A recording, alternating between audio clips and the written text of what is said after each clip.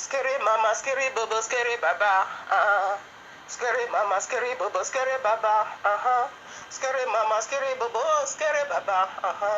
Scary mama, scary bubba, scary baba. Oh, scary mama, scary bubba, scary baba. Scary mama, scary bubba, scary baba. Scary mama, scary bubba, scary baba. Yahuwah. Scary mama, scary bubba, scary baba. Oh. Yahushua. Scary mama, scary baba, scary baba. Yahuwah. Scary mama, scary baba, scary baba. Ruach HaKodesh. Scary mama, scary baba, scary baba. Scary baba, scary baba, yantulubu. Scary mama, yantalabo, yekeribu. Shantala baba, yekeribu, scary baba. Scary mama, yantulubu, yanterebe.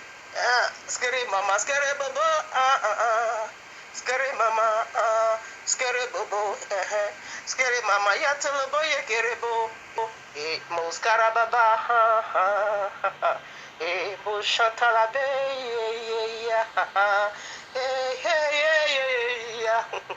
meskilima shantala,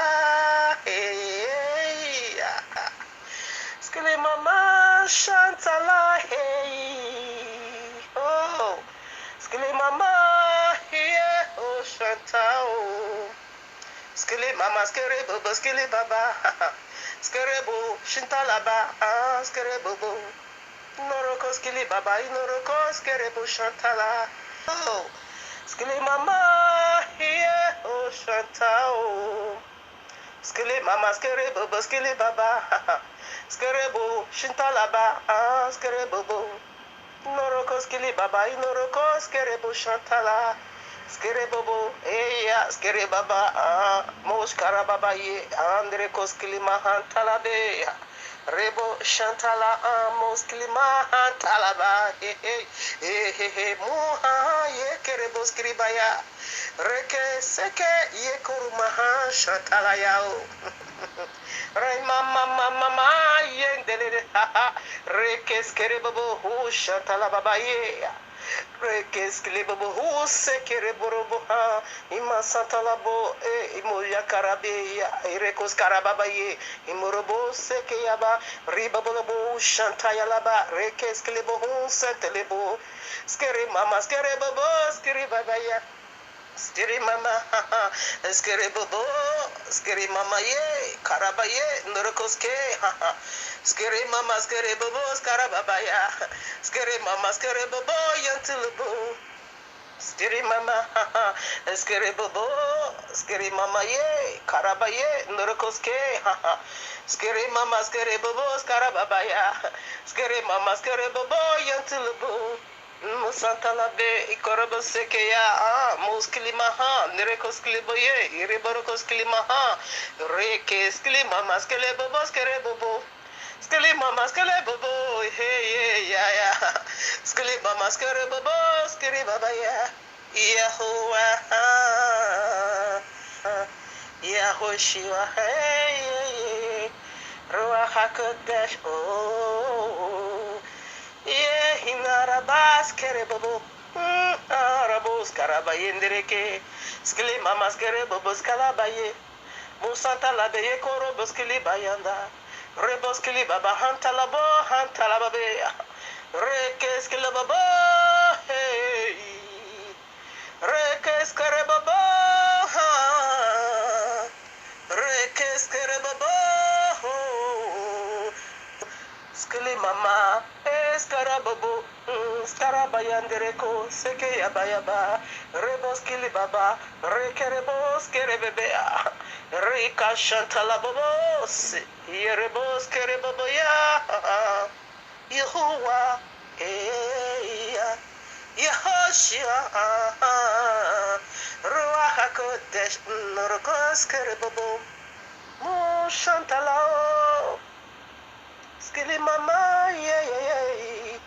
Mushanta, Yahuwah, hey. Skili mama, raboroko shanta laba. Brille bo santa labu yenere skili maha. Brille ke santa labu yenere skili mama o. Skere bobo himaraba santa labo. Skere bobo, skere mama, mushantalaya, reke skili ma, nere bobo, skere bobo, nere bobo, skere bobo, nere bobo, skere bobo, nere bobo, skere bobo, nere bobo, skere bobo, hey, skere bobo, muskarabayanda, reke skarababa, nere korobos, kere bebebe, Rekes kalababa, rekes kalababa, rekes kalababa yo. Rekes kalababa, hindarakos kerebobo. Ribo shantalabaru kurimahan talababa ye. Rimbo shantalababa kurilabahan talababa yo. Rekes klibobo robos karabayan talabo. Skere mama, yeah. Skere mama, skere bobo. Rekes klibobo robos karabayan talabo. Skere mama, yeah. Skere mama, skere bobo. Skere borodo shantalabo yantalabo. Yehovah rebo skere bo. Yehoshua rebo skere bo. Ruach HaKodesh rebo skere bo. Yeah, burilaba yantalabo. Yeah. Skere mama, skere bobo. Skere borodo shantalabo yantalabo. Yehovah rebo skere bo. Yehoshua rebo skere bo. Ruach HaKodesh rebo skere bo. Yeah, burilaba yantalabo. Worobo yantalabo. Greetings, a family. Like I said, today is the midst of the week that the part 2 of these powerful mysteries will be uploaded. Again, here we are in the heavenly court room of Abba Yehovah in retouching this wonderful, breathful, powerful, life-giving, resurrecting message Abba Yehovah has already titled for you and me on the Shabbat. You know, we did the part 1. So and I promised to upload the part 2 today, the midst of the week. So already titled for you and me, the mysteries. The mystery of Deimos is a vision set upon the cloud. All eyes must see, part 2. So if you listen to part 1 already, therefore you are on your way to the final goal of this mystery. We unveil the first, second, third alphabet in part 1. That is, we unveil the mystery of D, E, and M. So today, left over now 3 alphabets, which is words O, N, and S. So that is what we want to deal with in this very part 2. I pray Abba Yehovah help me to bring about the conclusion of this part of these mysteries, the mystery of Deimos, to end it today. Our family, it is very much possible, for you to meet with only this part 2, and therefore when you stick with only this part 2, I bet you are going to miss so much, because there is a foundational scripture over there in part 1. All these are words, these are 6 alphabets, Deimos, okay? They are all holy deities. Like I said in part 1, I never knew here was their hiding place. This word called Deimos. It is eternal far more than what you know. All the holy deities hide inside this word called Deimos. Ribos Kaya Baba. Just go to part 1 so that you will understand what I'm talking about. So that you will understand, oh, this is what she's talking about. You are going to get it even more clearer, like more than what I'm saying over here. Because sometimes we will be saying something. In fact, each time I finish, doing recording, I have to first of all listen to it and say, wow. Because while speaking, I don't even know what I'm saying. That is so powerful, until I myself sit down and listen to it. at every given statement. It is from the throne room of Abba Yehovah. So why releasing it? I myself am not aware. Okay? So you just go over there. I say it's very simple over here, but you go over there in part 1, listen to it. We establish all these 6 deities, their job, their primary origin, how wonderful they once was. Now when they fall, when they fell from glory, they are still hiding under that old glory of theirs, and now trying to, be a lord over you, but in a masquerading way now. So we have already treated the first, second, third alphabet. The D, it is mind-boggling. The E, it is another mind-boggling. The M, it is another mind-boggling. Like today, now we are going to unveil the O, the N, and X. Then, like I said, we'll have two key points. So we are going to establish it right with this leftover part. So go and listen to part 1 in order for you to understand what D go for, what E go for, what M go for, because I can't keep repeating one thing. That is why it is being called part 2. Anything that has part 2, therefore go back to its origin, which is the part 1. Therefore, when you listen to part 1, you won't get lost. There is no kind of confusion won't be found at all. Why? Because you understand already from the part what took place over there. This is just the conclusion by the power of the Ruach HaKodesh, that I won't be extending it to part 3. No, because on the Shabbat, family stay into another biggest of the biggest mysteries. Like I said, it's on its way coming. I have a list of mysteries from Abba Yehovah. Okay, so we are going to deal with this word called death. This word called death, it is mind-boggling again. Okay, so that would be the subject on the Shabbat. So being is so dreadful. Therefore, you will understand this is not what you want, and you won't dare to entangle yourself with this word called death. Death is also fully loaded with the wickedness of the wicked one. In this platform, we are dealing with a source of problem by the power of heaven. That is what we are dealing with over here. That is why this channel is being dedicated unto Abba Yehovah, not for nonsense, okay, not for entertainment, not for nonsense at all, but until the real thing.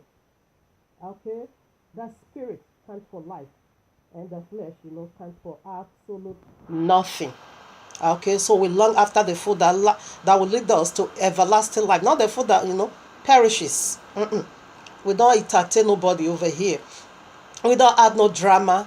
We don't give what your inches ears wants to hear. We just dig to the roots of the problem. Where is the source of the problem? We don't massage the head of serpent. Okay, aka Allah, Jesus. We unveiled that they are also again fully loaded in this worker death, so that you won't entangle yourself with that. Having said this, so right now we are going straight away to the letter O. Go to part 1. This is part 2. I repeat it again. Part 2. Okay, the mystery of demon is a vision set upon the cloud. All eyes must see. Part 2. The part 1 is over there waiting for you. As soon as you just meet with this part 2, kindly drop it and go to part 1 in order for you to understand what we are doing over here. Abba Yehovah me business. He's not playing no games at all. Ruach HaKodesh, Ruach HaKodesh, Ruach HaKodesh, Sekeya boy, Sekeya bosei, Seke durilabayo, Seke iroboshandalao, Seke himasanda labu yeke rebo. Seke yabose Oruach Kodesh. Seke imabuli ereke yanta labu. Seke yabose Oh Ruach HaKodesh, Ruach HaKodesh, Ruach HaKodesh, yea, Ruach HaKodesh, Seke iduri labasendebo, Seke yabose, hey, yerebose, family. So right now, let us, start, driving on the mysteries again. It is mind boggling, it's fully loaded. It is really, really wired. So right now, we have already that, put in place in order. The first letter, the second letter, the third letter of this word called Demas. Go to part 1. You are going to find it over there. What the first letter go for, what the second letter go for, what D go for, what E go for, what M go for. Now we are going to unveil from this part 2 what O go for. Not Demas. Okay, it is 6 alphabet, and all these 6 alphabet, they are all deities falling from glory. So right now, what did the letter O go for? It simply go for obedient unto Abba Yehovah's voice. Obedient, okay? So whether you are demon, whether you are serpent, whether you are whatever pork, you must obey the voice of Abba Yehovah, all right? Obedient. The voice, obedient unto Abba Yehovah's voice, all right? It said, Abba Yehovah said, what that very thing or word I heard from you is what I'm going to use to work with you. All right? Obedient now unto Abba Yehovah. Whether you are demon, it doesn't really matter. In either way, you're going to worship. In either way, you're going to obey. In either way, you're going to listen to the voice of Abba Yehovah, because he created all things for his own use. But woe unto the inhabitants of the earth, like we established in part 1. For the devil has gone down. He has come down for you. Because, depends on whom you are serving. Why are we doing this? Not to frighten nobody. To put your life in order, to check your life. Whom are you living for? If it is these folly deities, you better run out of their way and come unto Abba Yehovah. Because if not, in either way, you're gonna serve Yehovah. Either you serve him with a good heart, or you serve him with a deluded heart. And when you serve him with a deluded heart, he's also going to give you a deluded power, so that you believe a lie. That's what we want to look into now. Now, the third alphabet, what did it go? The fourth alphabet, what did it go for? Obedience unto Abba Yehovah's voice. You can be demon, it doesn't matter. You must obey. All right. You can be serpent. You can be pork. You can be dog. You can be prostitute. Whatsoever you are is not important, because at the end of it all, you get your reward. Now scripture to validate this horrible word. Obedience is horrible. When you are obedient unto Abba Yehovah in iniquity, it is horrible. You better be obedient unto him in righteousness. Now we are going to see how unique, because he created all things for his own use, all right? No, Allah could borrow. Allah is not borrowing this. When this great disaster begins to go, because these demons, they are about to be, Abba Yehovah is about to, unleash them. Let me not go ahead of myself, all right? Let's take it step by step. Like we start already, it's a step. We are on our way to see now very clear that this very vision set upon the cloud. All eyes needs to see this one called demon. Here we are in the book of Proverbs 16 verses 4. I take it now.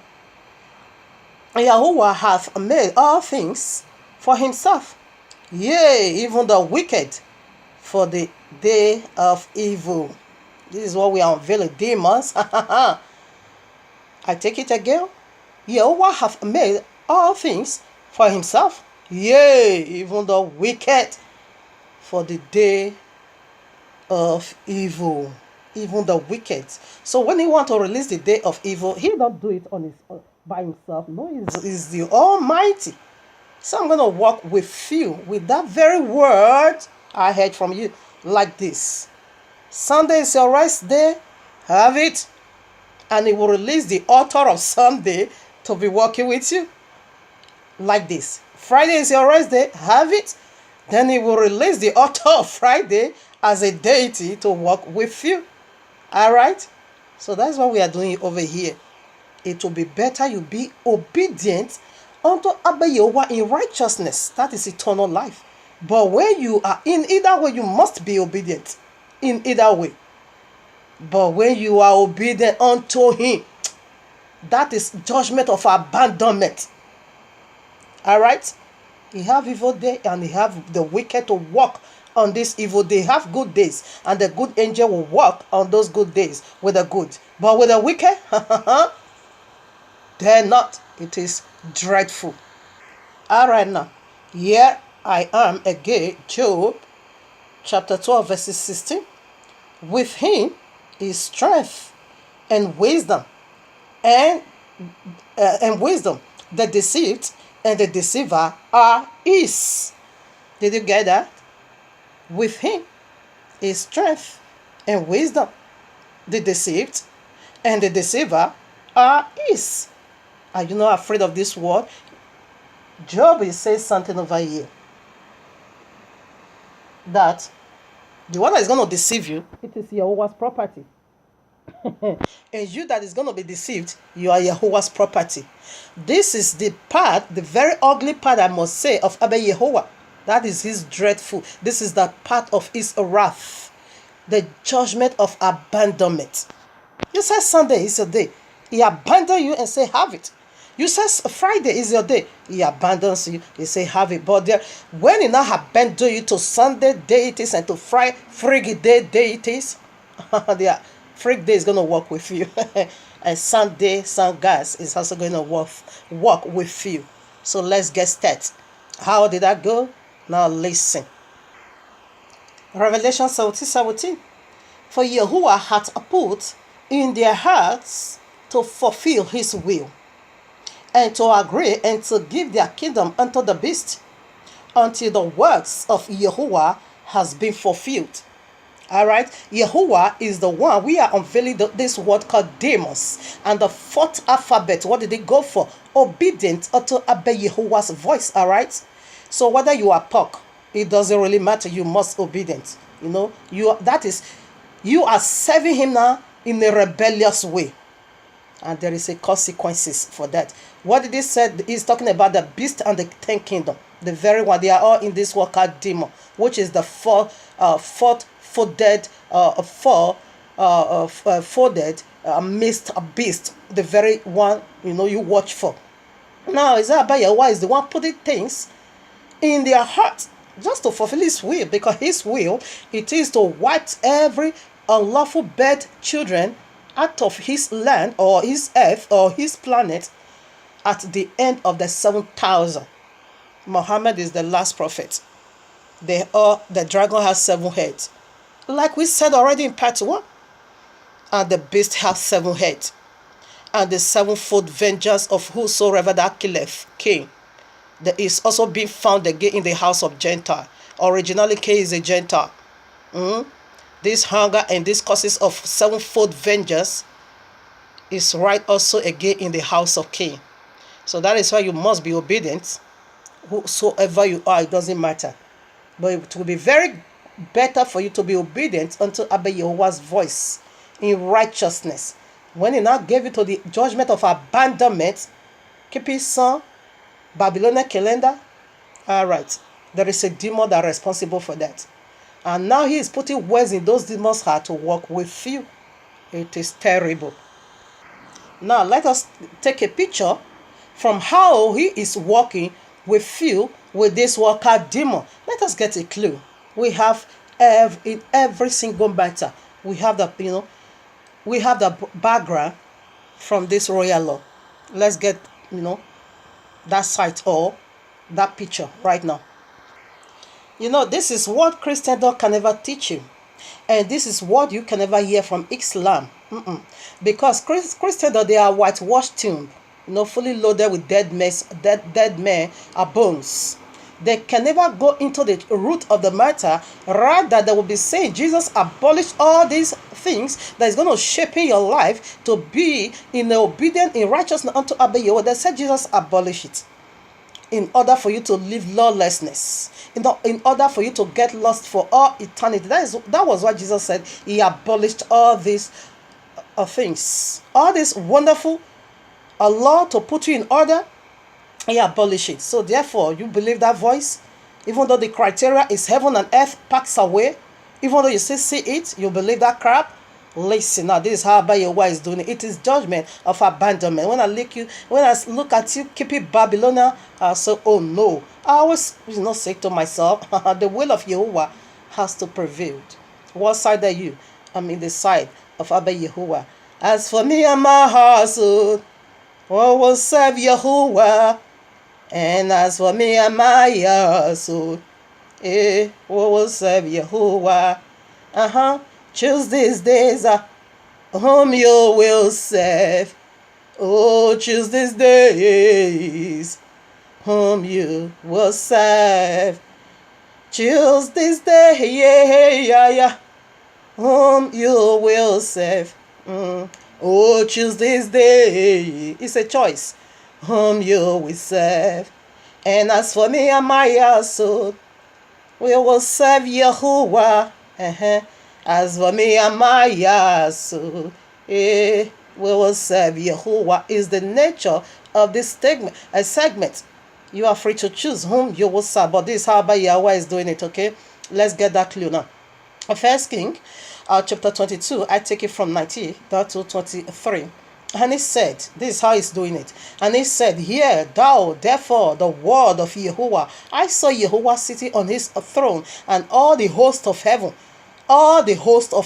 standing by him, on his right hand and on his left. And Yahuwah said, who shall persuade Ahab? Ahab was a very wicked king. Right now, but Yahweh abandoned him already. Do what you like, no problem.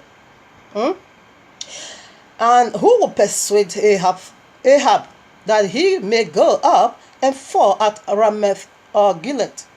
And one said on this manner, and the other said on that manner. And there came forth a spirit and stood before Jehovah and said, I will persuade him. And Jehovah said unto him, wherewith?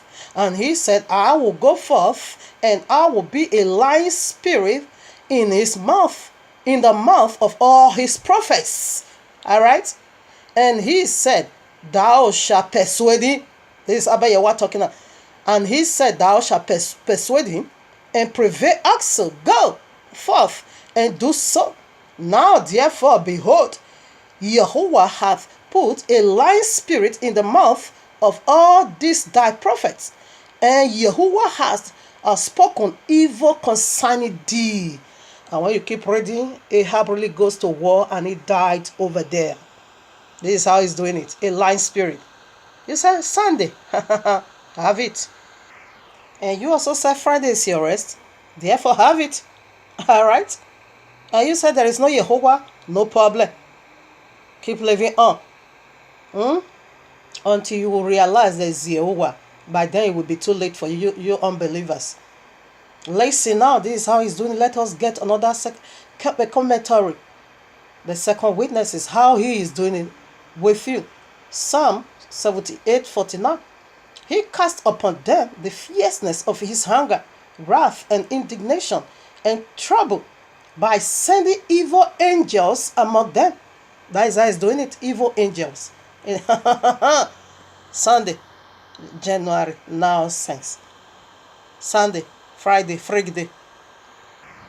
Here I am again, here another word from Abba Yahuwah himself. Amos 3:6.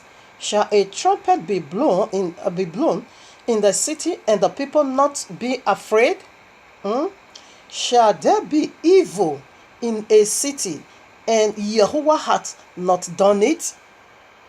All right. Can evil take place? The World Trade Center. And Yahuwah is not the one that is responsible. Let's get another one. Here I am. Yeshayahu Isaiah 45:7. I form the light and create darkness. Did you? Okay, let me take it again. I from the light and create darkness. I make peace and create evil. Yahuwah doeth all these are things. Darkness, war, confusion. Say, Yahuwah, are responsible. All right, now let's get another one. Let me just put some more for you. There's some place 54, Yeshayahu 54. I take now verse 16. Behold, I have created created the smith that bloweth the coals in the fire, and that bringeth forth an instrument for his work. And I have created the waster to destroy. Who is the waster? Who is the destroyer? Is Abaddon, the angel of death. He said he created them, to blow fire in the coal. Yes, let's get some more. Here I am, Exodus 12:23.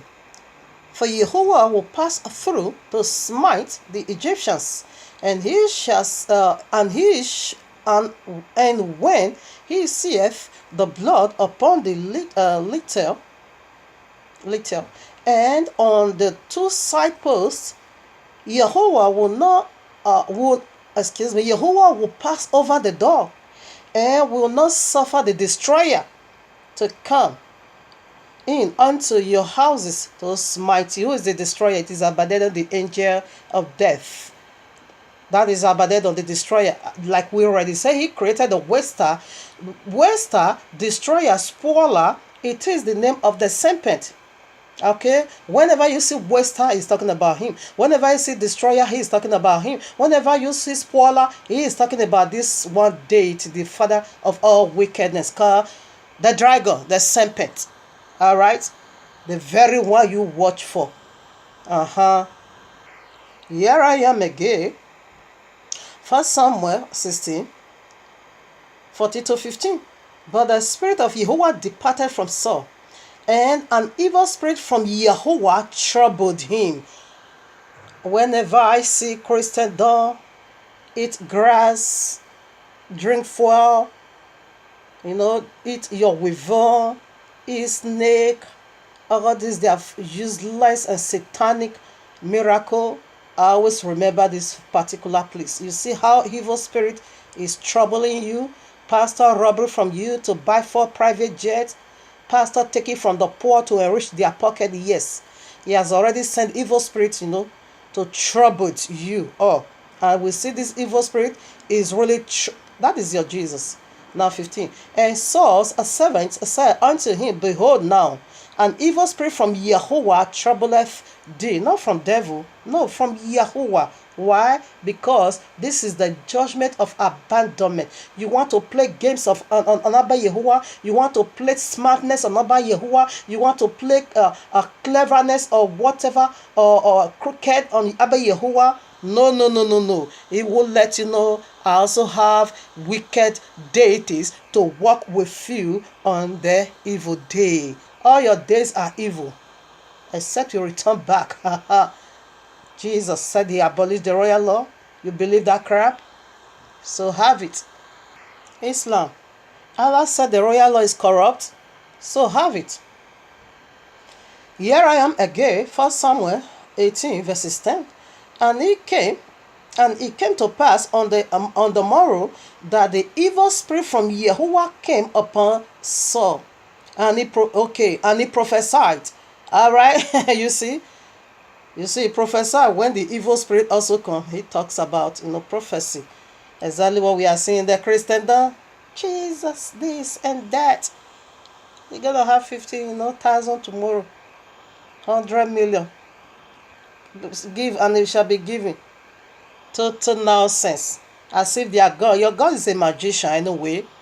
Don't work hard and be planting seed over there. Don't go and work and said it's going to return back to you in a very magic and demonic way. Okay, don't go and work. Sow seed. Nonsense. Any hand. And this is their useless prayer. I'm always seeing that from this David Oyedepo and this wizard Adeboye. Any hand that type amen, you are going to receive a surprise call, magician. That's what we are looking into now. Here I am again, 1 Samuel 19:9. And the evil spirit from Jehovah was upon Saul as he sat in his house. All right? An evil spirit. I'm just letting you know that, oh, my father, it will be better for you. You are obedient in righteousness. When Yehovah abandon you to the judgment of abandonment. This is what is going on in the Christian because he abandoned there already. And this is what is going on in Islam because he abandoned there already. So let's get some confirmation from the New Testament so that you shouldn't be saying, oh, Jesus should not also come to spoil this message in your heart and say, don't mind her. That is the Old Testament. You know, I have abolished it. Now let's see the New Testament, except you also want to tell me you also abolished this. So, you know, Jesus is crazy. He's a confucianist. He don't even know what he wants. So here I am, 2 Thessalonians chapter 2. You can take it from 1 to 12, but I'm taking it from 9 to 12.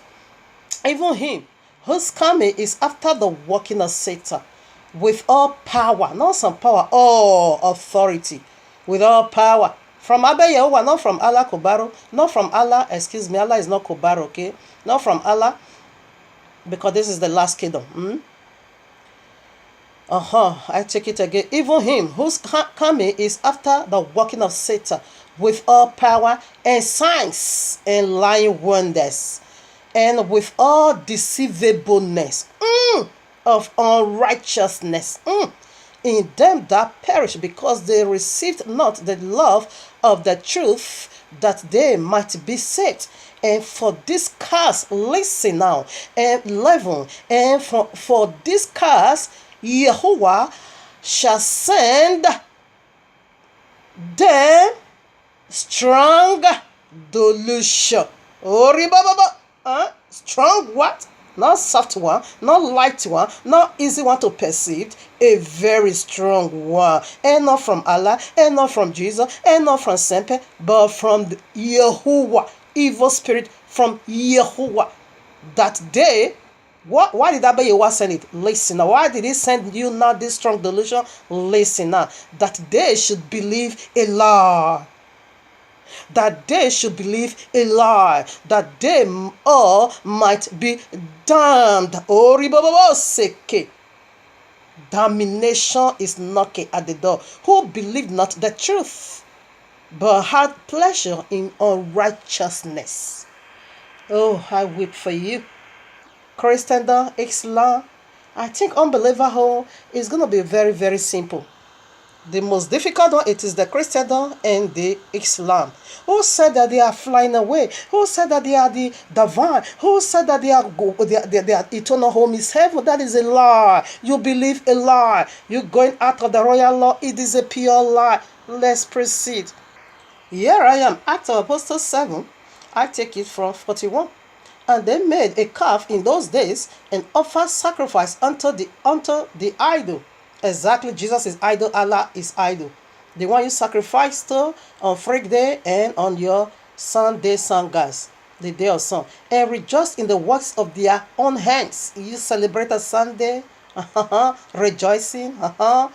Then listen now. 42. Then Yehovah turned and gave them up to worship the host of heaven, as it is written in the book of the prophets. O ye house of Yisrael, because you are Islam, or what they call the Christendom, you are all house of Yisrael. Why? From Father Abraham. That is the house of Yisrael, the patriarchs. Have ye offer? Okay, it's okay. It's okay. Obedient unto Abba Yehovah's voice. Here I am. This is the few I could listed. Okay, we have thanks of it, but I just bring out this few so that you know what you are engaging your soul with. Judges of the North 23 to 24. Then sent Yehovah an evil spirit between Abimelech and the men of Shechem. And the men of Shechem death, death treacherously with Abimelech. Then that the cruelty done to the 70 sons of Jerubbaal might come, and their blood be laid upon Abimelech their brother, which slew them, and upon the men of Shechem, which aided him in the killing of his brethren. Abba Yawana sent evil spirit, for them to be slay one another among them. That is what is about to happen. Now, Islam is evil spirit, okay? If you don't convert, obedient unto Abba Yahuwah's voice. Because they are the seventh kingdom, the very last kingdom, and they say Muhammad is the last prophet. I agreed.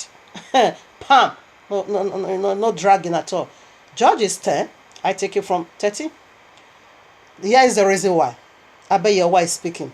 Yet ye have forsaken me and served other gods. Wherefore I will deliver you no more. In this great tribulation, Israel is not going to deliver you, okay? Go and cry unto the gods which ye have chosen. Cry to Jesus. Let them deliver you in the time of your tribulation. That is what is about to come now. It is disastrous. You're going to cry to Jesus, okay? For safety. And see if Jesus will be able to do that. Because Abba Yehowa said he removed his hand already. He handed you to the one you love. And let's see what is going to happen. Obedient unto Abba Yehowa's voice. It is disastrous. Now, Numbers 14, you can take it from 23 to 28, but I'm just reading only the 29, excuse me. I'm taking the 28.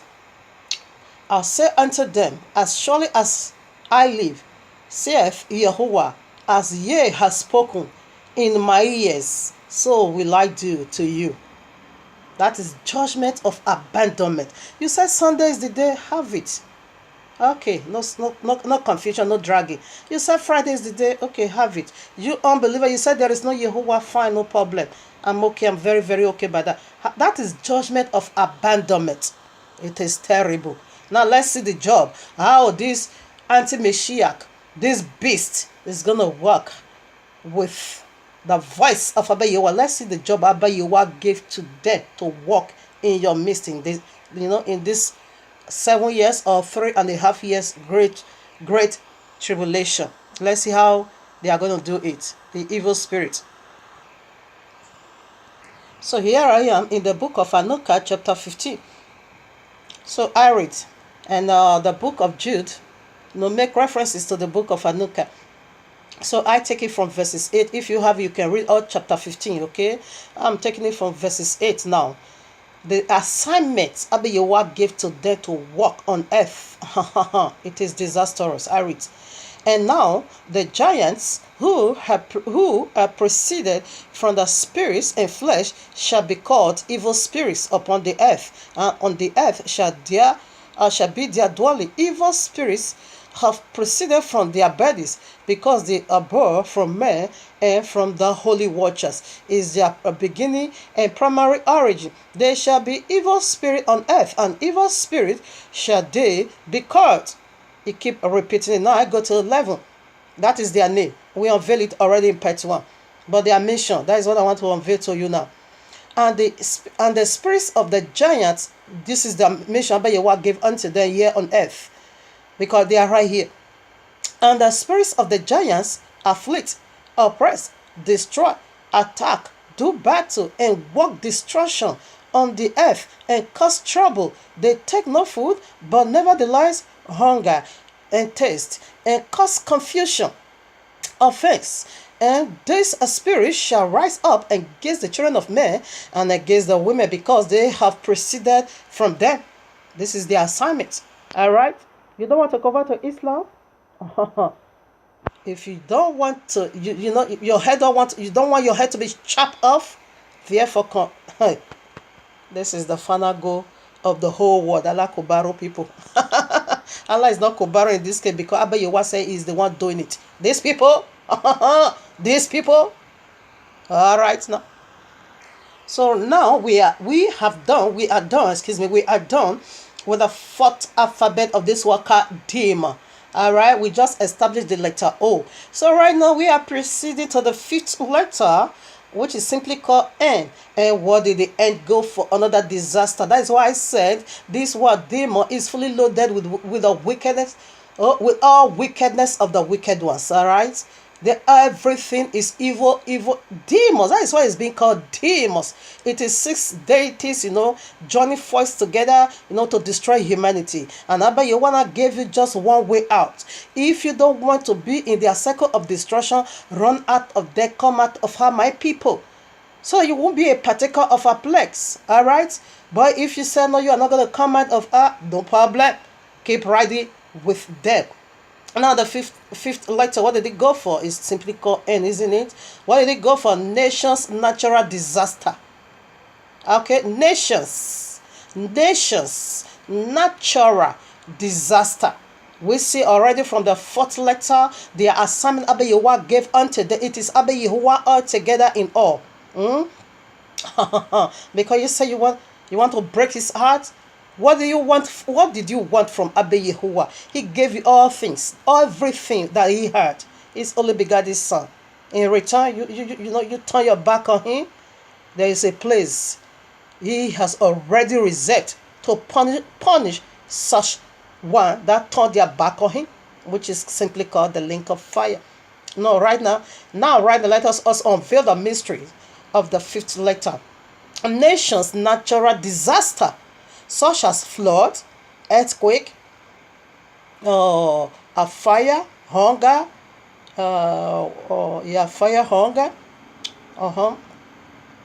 hurricanes, hurricane,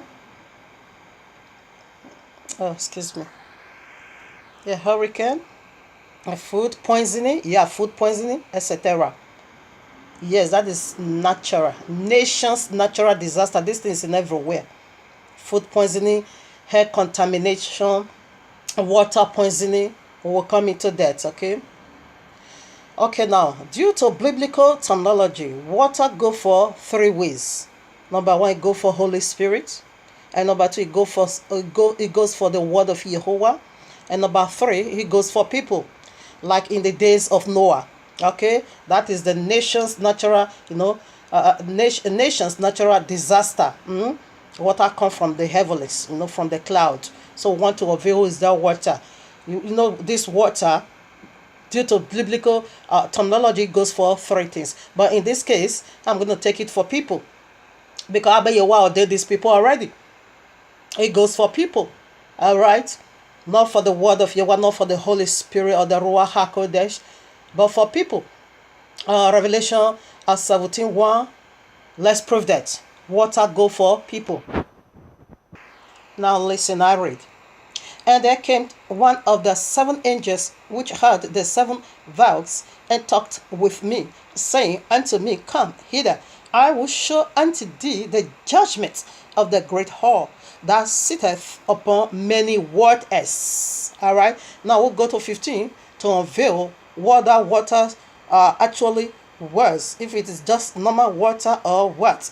Now verse 15, here I am. And he saith unto me, the waters which thou sawest, where the whore sitteth, are peoples and multitudes and nations and tongues. So you got it, isn't it? It's very clear.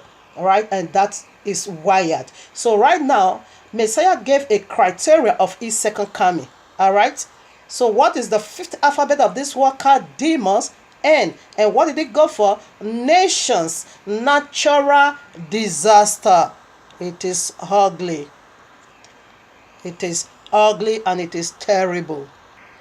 Masekaiba Karakabose Masendaiba ye Karakaba ye Karakaba ye Karakaba Karakaba ye Karakaba Masendaiba Karake bose. Busendele. Karake bose. Masara Yahyo. Karake bose Yahuwah. Karake bose Yahuwah. Karake boy. So right now, we unveil what is water already. So in this case, ISIS is the water, Boko Haram, Fulani X-Men, Taliban, Al-Qaeda, Al-Shabaab, all these occults fighting for one word or the, the Sharia law will come more into that. So they are the water. Abayawa destined then already. And this is the fifth letter of this word called what? Demon. Nation's natural disaster. All right now. So they are Yahuwah's servants. Did you get that? All these occult people I just called ISIS Islam, they are Yahuwah's servants. Did you get that? All right, now let's prove it. They are Yahuwah's servants. Yahuwah made them so to walk, to revoke. We have been proving it. Let us go, more deeper. Or let's get deep. Now here we are, Yeshayahu, 45. Listen now. Thus saith Yahuwah to his anointed, to Cyrus. This is mind-boggling. Cyrus was an idol worshipper. Even before Cyrus was being born, Yahuwah named, him Cyrus. Listen, I take it again. Thus saith Yahuwah to his anointed, to Cyrus, whose right hand I have holden, to subdue nations before him, and I will loose the loins of kings, to open before him, the two lift gates, and the gates shall not be shut. I will go before thee and make the crooked place straight. Okay, let me just keep going on. 3 now. And I will give thee the treasure of darkness. He is speaking to a pagan king. A hidden and hiding riches of the secret place, that thou mayest know that I, Yahuwah, which called thee by thy name, I am Yahuwah of Yisrael, for Yaakov my servant's sake, and Yisrael my elect. I have called thee by thy name. I have summoned thee, though thou hast not known me. I am Yahuwah, and there is no else. There is no other beside me. I get thee, though thou hast not known me. He repeated it again. And Cyrus is a pagan king. Let's prove that, and we will see the authority of Cyrus. This is mind-boggling. Now here I am, Yeshayahu 44, Isaiah 44:28. Let's see now, who is Cyrus? Cyrus, anointed one from what? Yahuwah. Oh yes, it is judgment of abandonment. I take it now, 44:28. Thus saith, that saith of Cyrus, he is my shepherd. Yahuwah said he anointed him, and he is also his shepherd, and shall perform all my pleasure. I take it again. That saith of Cyrus, he is my shepherd, and shall perform all my pleasure. Even saying, to Jerusalem thou shalt be built, and to the temple that foundation shall be laid. Cyrus was a king of Babylon or Persia. That's what we want to see now. Who is the authority of Persia king? It is Demon. Here I am, Ezra chapter 1. I take it from verses 1 to 8. I'm not going to read all 8 verses, but I'm going to be jumping over. Alright? So we are unveiling who is Cyrus. Yahuwah said is his shepherd, and he is his anointed one. So let's see who is Cyrus. I take verse 1 now. Now in the first year of Cyrus, king of Persia, you get that the word of Yahuwah by the mouth of Yirmiyahu might be fulfilled. Jehovah stirred up the spirit of Cyrus, king of Persia, that he made a proclamation throughout all his kingdom, and put it also in a written as saying, Thus saith Cyrus, king of Persia, the Adonai Yehovah the Yehovah Elohim of heaven hath given me all the kingdoms of the earth. He is a demonic man, he is a paganism man, but here is confirming the word of Abba Yehovah. And he hath charged me to build him an house at Jerusalem, which is in Judea. Now I'm going to take from 7 now.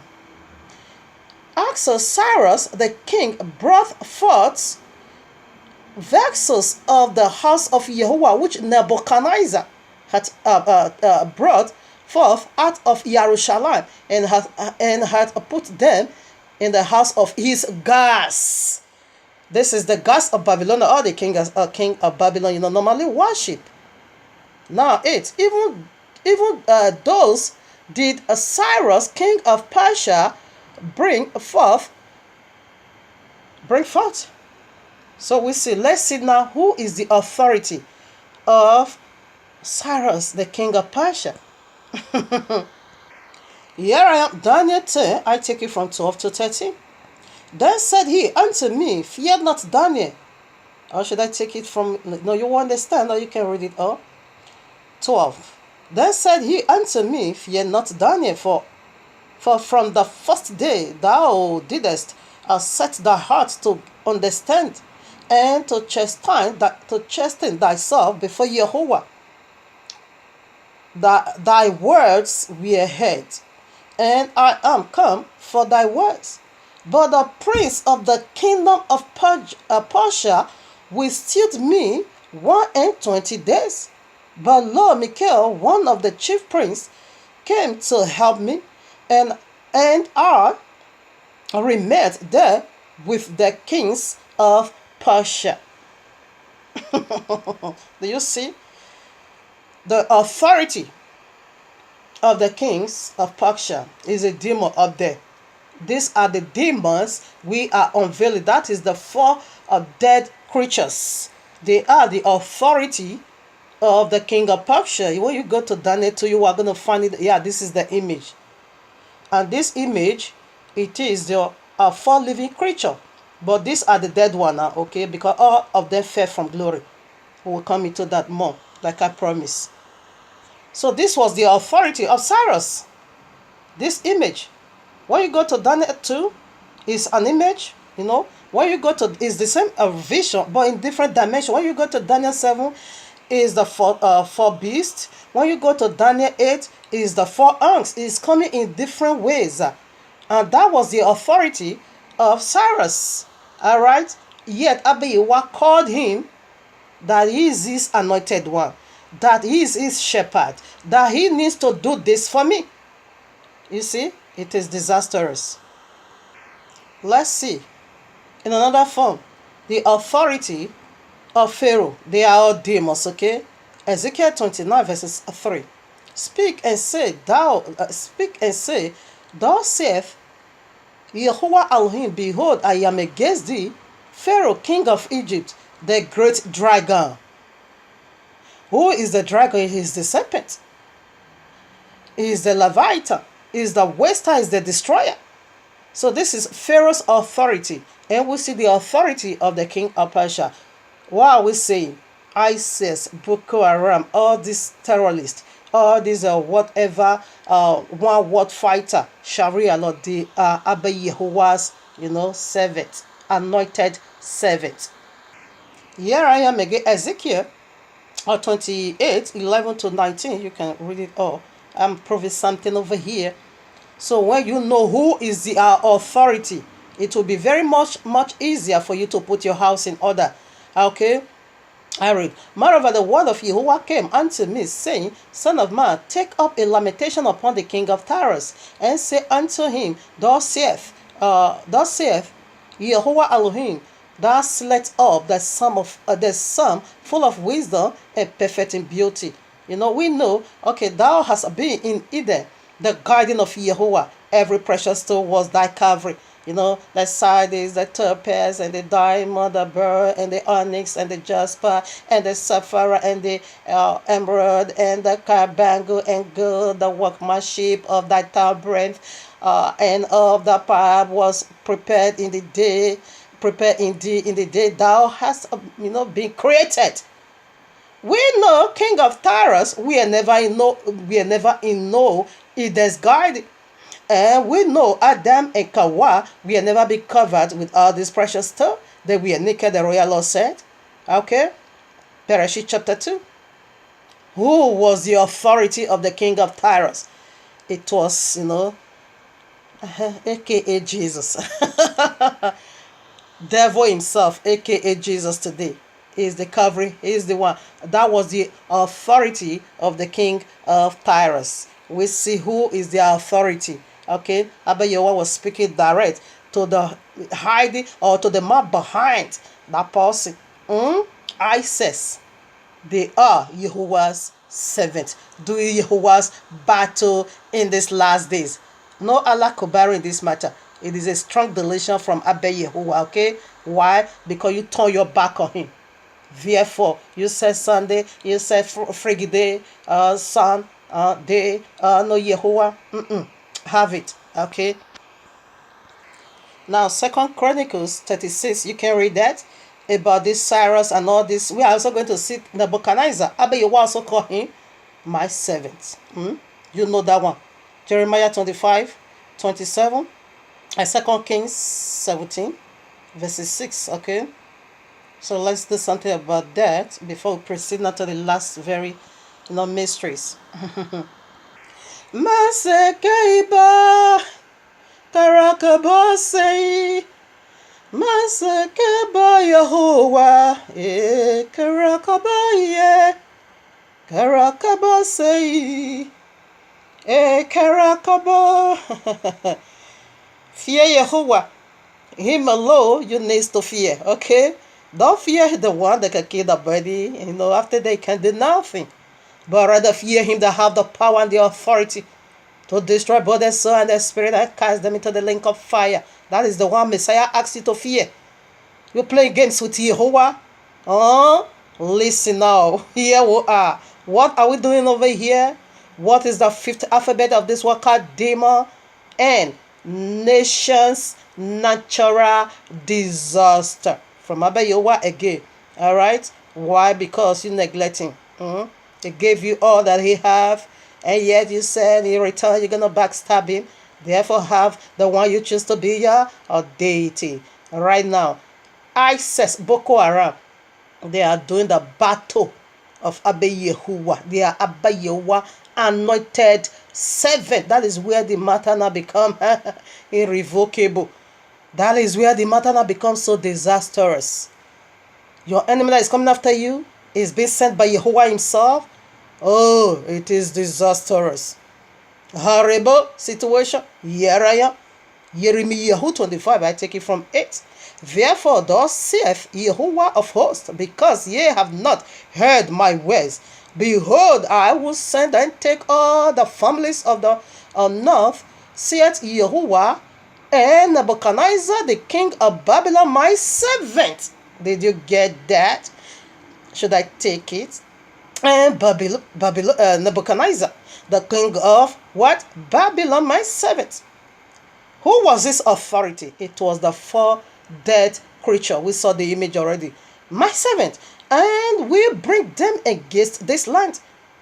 And we bring them against this land and against the inhabitants thereof, and among us all the nations around about, and we utterly destroy them and make them an astonishment and hissing and perpetual desolation.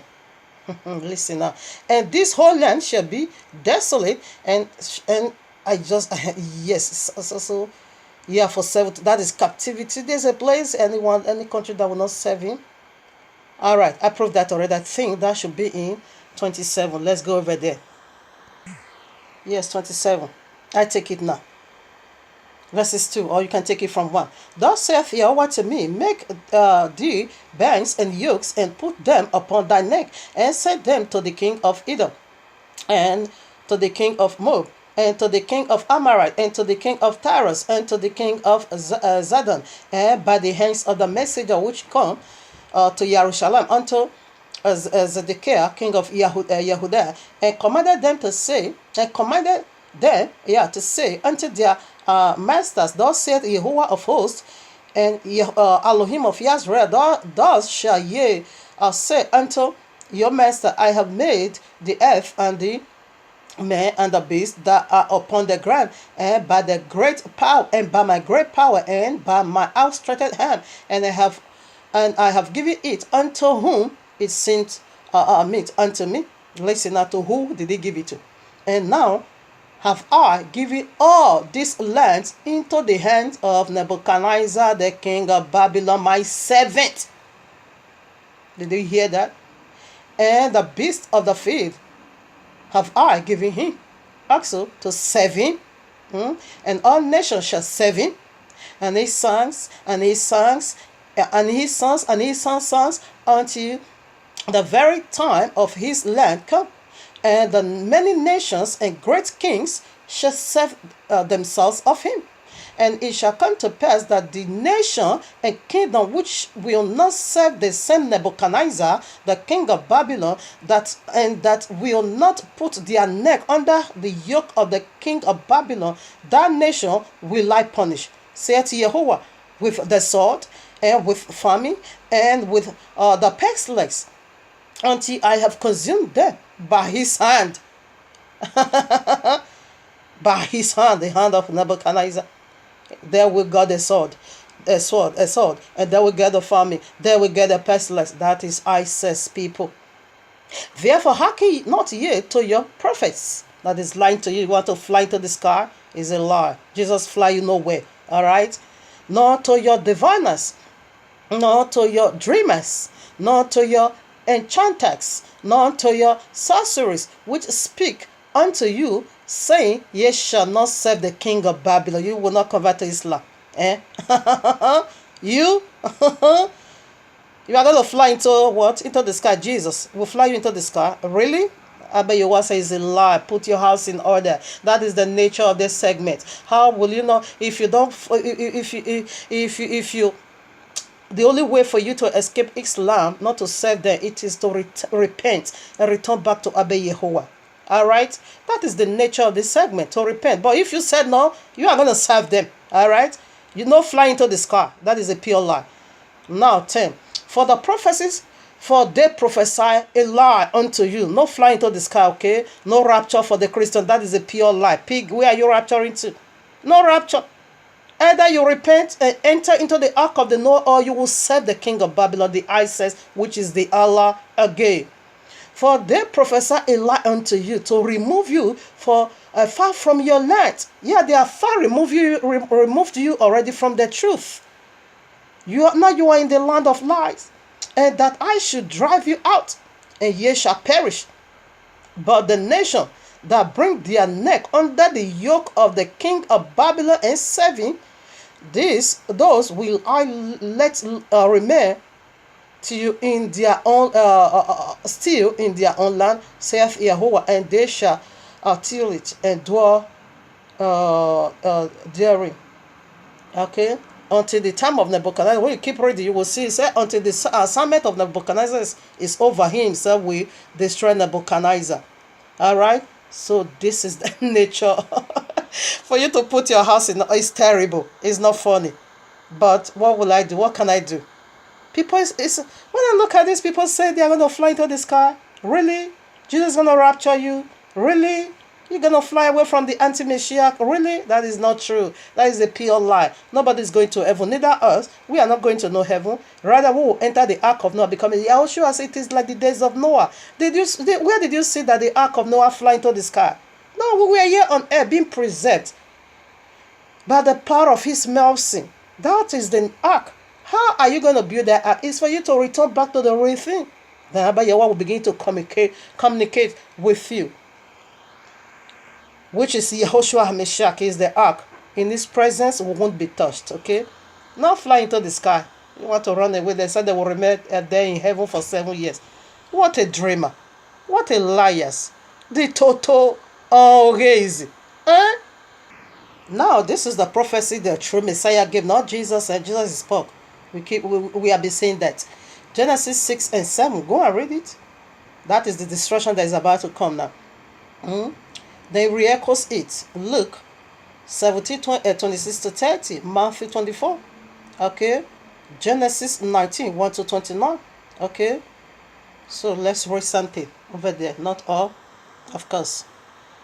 So here I am. Luke 17, 26 to 30. And as it was in the days of Noah, so shall it be also in the days of the Son of Man.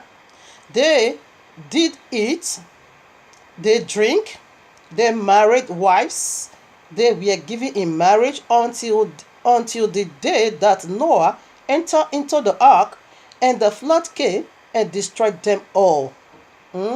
Likewise also as it was in the days of Lot. They did eat, they drink, they birth, they sowed, they plant, they build. That this is divine business. If you don't see this business going on in the Christendom, selling everything. Oh yeah, handkerchief, water, sticker, music. They said they used to worship. Message they said it is divine business going on. We see it in the days of Noah. Divine business, powerful business. Buying 4 private jets. You don't see 4 private jets for one. David Oyedepo that is going to crash in it. You don't see all of it. It is competition now. Great business is going on. 29. But the same day that Lot went out of Sodom, it rained fire and brimstone from heaven and destroyed them all. Even thus shall it be in the day when the Son of Man is revealed. This is the criteria, people. Now, in the days of Lot, how many people were saying it was city to city judgment? Only 3 people came out from Sodom and Gomorrah, like Nigeria and Ghana. Only 3 people were saved. Okay, now the days of Noah, it was the judgment of the whole world. And how many people came out? Only 8 people. All right? Everyone were destroyed. So this is the judgment of his coming. The sign, of his coming. Fire and water. ISIS, Boko Haram. They are Abba Yehovah's servants. Alright? Doing his job powerfully. Here I am, Ecclesiastic 1 verses 9. The things that had been, it is that which shall be. And that which is done is that which shall be done. And there is no new things under the sun. There's nothing new. What has been will be again. What has been done will be done again. Alright? For there is nothing new. Exactly how it took place in those days is history. That is, history will repeat himself again. Okay, so there is nothing new. Abba Yahweh did it those days, and this day is repeating that act. Nebuchadnezzar said, he is my servant. Alright? And who against Cyrus, he said, is my anointed servant. Anointed, even when that one wasn't even yet, being conceived. Abba Yahweh named him that name. Cyrus is going to build, yes. And Exodus 12, I read it before, he sent it back again, destroyer, okay, which is the very Abaddon. And when you take it now from there down to 29, 23, Exodus 12 or Shemot 12, from 23 way down to 29, you're going to see he really sent and destroyed the firstborn of Israel. Abaddon is the Allah. Abaddon is the serpent. Abaddon simply means the angel of destroyer, the angel of death. In Genesis 3, he is the serpent, he is the Allah, he is the Islam, the author of Islam, is the red dragon, is about to be sucked now again with blood. We see that in Revelation 12. He was being sucked. The same red dragon is about to, is really going to be soaked in blood. Already went away. Who did he slaughter? He slaughtered every firstborn of his worshipper. We see already from Ezekiel 29 verses 3, he said, Pharaoh, I'm against you, that the great dragon. And dragon is a name for Abaddon, is a name for serpent. He has a lot, is a waster, is a destroyer, is a spoiler. We see himself now also went that night and slaughtered all his worshipper firstborn. He destroyed their crops. He slaughtered them all. Alright, with his own hand, the people that is worshiping, he killed all their firstborn. Yes, Abba Yahweh said, I will walk with you. Exactly that very word I hear from you. That's what I'm going to use to, to walk with you. You said Jesus is your, Savior. Have it. And we are going to see how true is that. Allah is a Muhammad or whatever, Mahdi is a Messiah. Have it. And we are going to see how true is that. Alright. Bring me into your holies of holies. Take me now into your mercy seat, your holies of holies. Rekes karababahi, rekes karabababas karababayo, rekes karababaya here, rekes karababaya skarabayo. Now we proceed to the very sixth alphabet, the very last alphabet. Family, just go and listen to part 1 because 3 alphabet is already being established over there, and we also got the last 3 over here, and we will not go for the 2 key points we have. We are about to be done. Now the sixth letter, what did they go for? It is X. Demos. There are so many. Shandayaba. So what is the X go for? The very last alphabet is simply go for seraphims. These seraphims I'm talking about here, they are fully one, okay? Of course, that is what we are unveiling. You can see holy seraphims in Demos, okay? X is simply go for seraphims, a seed, and first Sharia law. That is the final, that is the end. That is the end of this word called Demos. Seraphims, a seed, and first Sharia law, by the authority of their seven head and their 7 crown. Okay, so right now we'll go to foundational scripture, Revelation 30:15-18. Seraphims and first seraphim seed, and first Sharia law. Convert to Islam, or you just get your head being chopped off. Okay. Now, if you go and listen to part 1, you are going to see this is our foundational scripture, Revelation 30. We'll see how the wound in the head of the beast got healed. Okay, we'll see how he reversed it. Okay, not whatever. It is Messiah crushing his head on the cross, the works of the cross. And how he got healed, it is he biting the feet of Messiah. And what does that represent today? It is reversing reversing the authority of Abba Yahuwah. All right, Messiah crushed his head right on the cross. What happened? He got the family of Yahuwah out of his rulership.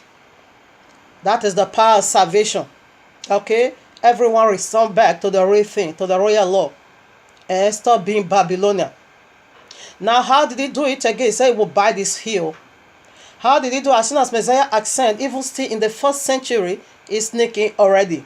Bring it back now, Babylonian. Because when Yehoshua was resurrected, that is the works of the cross, this dragon looks a lot. That was the wound in his head. He lost a lot of people from his kingdom. There was no more worshiper. His kingdom was be empty. Now return back to the life of Abba Yahuwah once had for us. Still in the 1st century, Messiah ascend. When you go to Revelation, all those Revelation, it was still in the 1st century. And we'll see the problem comes already.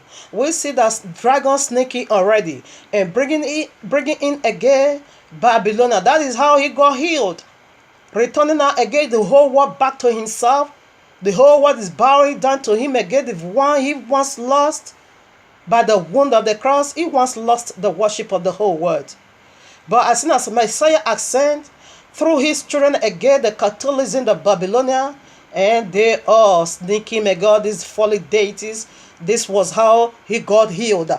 And the whole world returned back to him again in worship and thanksgiving and bowing again, kissing the feet of dragon again. This was how he got healed. not World War One, World War Two, World War Three. No, that is not at all.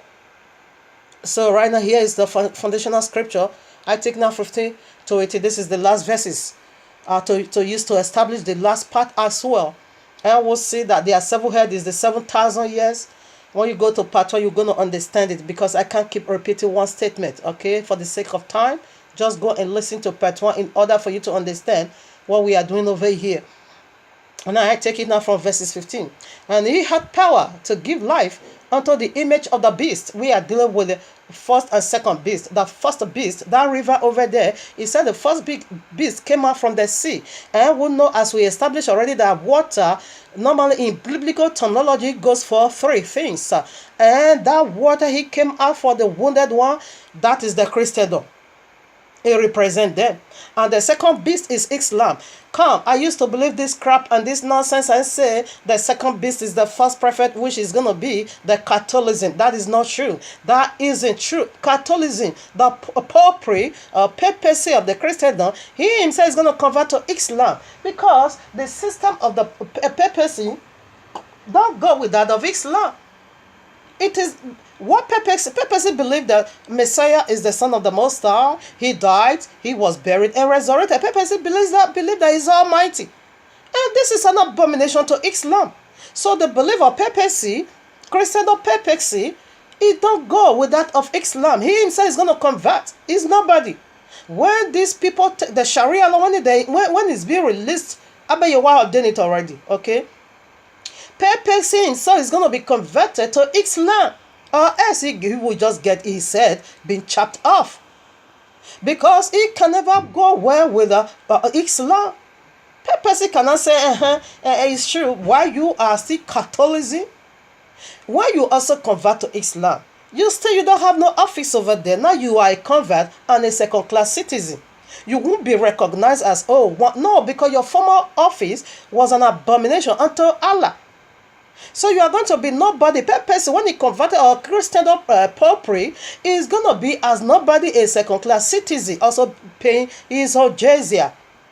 All right. So I used to believe that second beast is the first prophet. That is not true. That is Mahdi. The first beast, it is Jesus. Anyway, Jesus and Mahdi, they are one, as we established already. They are covering angels. Jesus is a covering cherubims, like unto Messiah. We will unveil in more details in part 1. Okay. The system of the Christendom is ended. That is the sea he came out from. Now proceeding now to that of Islam. Then now he is now going to reveal himself to the world as Mahdi. Is still the same one person, because even in the heavenlies, all angels don't play just one part. They have different offices playing. We can also see that glory also in the prophets. They have the anointing to teach, to preach, to give the word. This fivefold ministry is also be found in some of the apostles. It says some 5 talents was being given. So sometimes you can operate in 5 offices. All right, powerfully.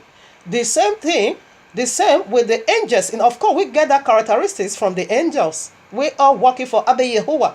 So the papacy is going to be converted. When papacy or popery of the Christian are being converted, he's going to be a second-class citizen, also be paying, his own jizya. He won't be recognized as one high authority. No, your authority now, it will be completely, forgotten, because that system doesn't go with Islam. So you can be kissing Quran over there, is not important. Still, you are going to convert to Quran, or else you get your head chopped off. And when you convert to Islam, that your nonsense belief is done away with. Now you are going to be worshiping on Friday, okay? And be shouting Allah Kubaru, maybe somehow. Of course, you are still unclear also, because you won't be allowed to come into the mosque, because you are a second citizen, a second class. Okay? So papacy is not qualified, and is a pure lie. Is one person doing all this nonsense? Jesus is one person. Jesus is Mahdi. Mahdi is Jesus, okay? Is the first beast. He is still also the second beast. He's operating in 2 different dimensions. He operates as Jesus in Christendom. Now he's going to operate as Mahdi in the Islam. I don't buy this rubbish, I don't buy that nonsense, Jesus. When the quotation is being released from the Bible, you are going to see that crap over there. I don't buy it. I rebuke that nonsense. So now we keep reading. I take it again. And he had power to give life unto the image of the beast, that the image of the beast should both speak and cause that as many as would not worship the image of the beast should be killed. That is the Sharia law. If you don't convert it, refuse to convert to Islam, your head will be chopped off. Okay? And when you converted, that is eternal damnation. That is the eternal link of fire. Okay? The first beast, he said the second one is going to give the authority, or is going to give power to the first beast, the image to be worshipped. Of course, is one person doing it. Okay? That we know already. Now 16. And he causeth all, both small and great, rich and poor, free and bond, to receive a mark in their right hand or in their forehead. That is the mark of the beast. Let me see if I can get a commentary. If I jot down any commentary over this. Alright, we take it normal. So there is no commentary. But when you go to Bereshit 4, Abba Yehovah gave the mark of the beast to Cain. And that is the mark on his forehead.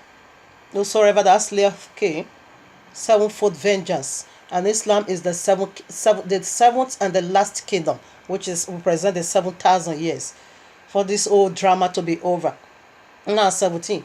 And that no man might buy. Okay, yes, of course I get it. I got a commentary. You see, over this very place, let's comment. Both rich and poor, free and bond. Who is free? Is the people of the book. This is the 2/3 that needs to die in Babylon. As prophesied Zechariah, 1/3 is coming back to the Holy Land, but 2/3 is going away. It said free and band. The band, is children of the serpent. Okay, to receive that mark. So if you refuse it, then you get your head chopped off. Now 17. At that end, that no man, might buy or sell, save he that had the mark, or the name of the beast, or the number of his name. Mystery Babylon. When you go to Revelation 17, the mother of Harlot, what was the name on her head? They said is a mystery. Jesus in the Christian, this is the mark of the beast, is a mystery. But Jesus now in Islam is not a mystery, okay? He's going to come out just the way he is. Blood-sucking demon, liars.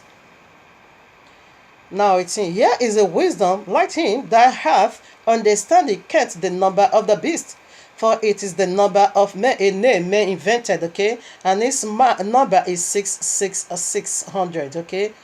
6. That is 66, okay? So right now, we know already. Don't be expecting mark 666 on somebody's head. It is authority and it is a system.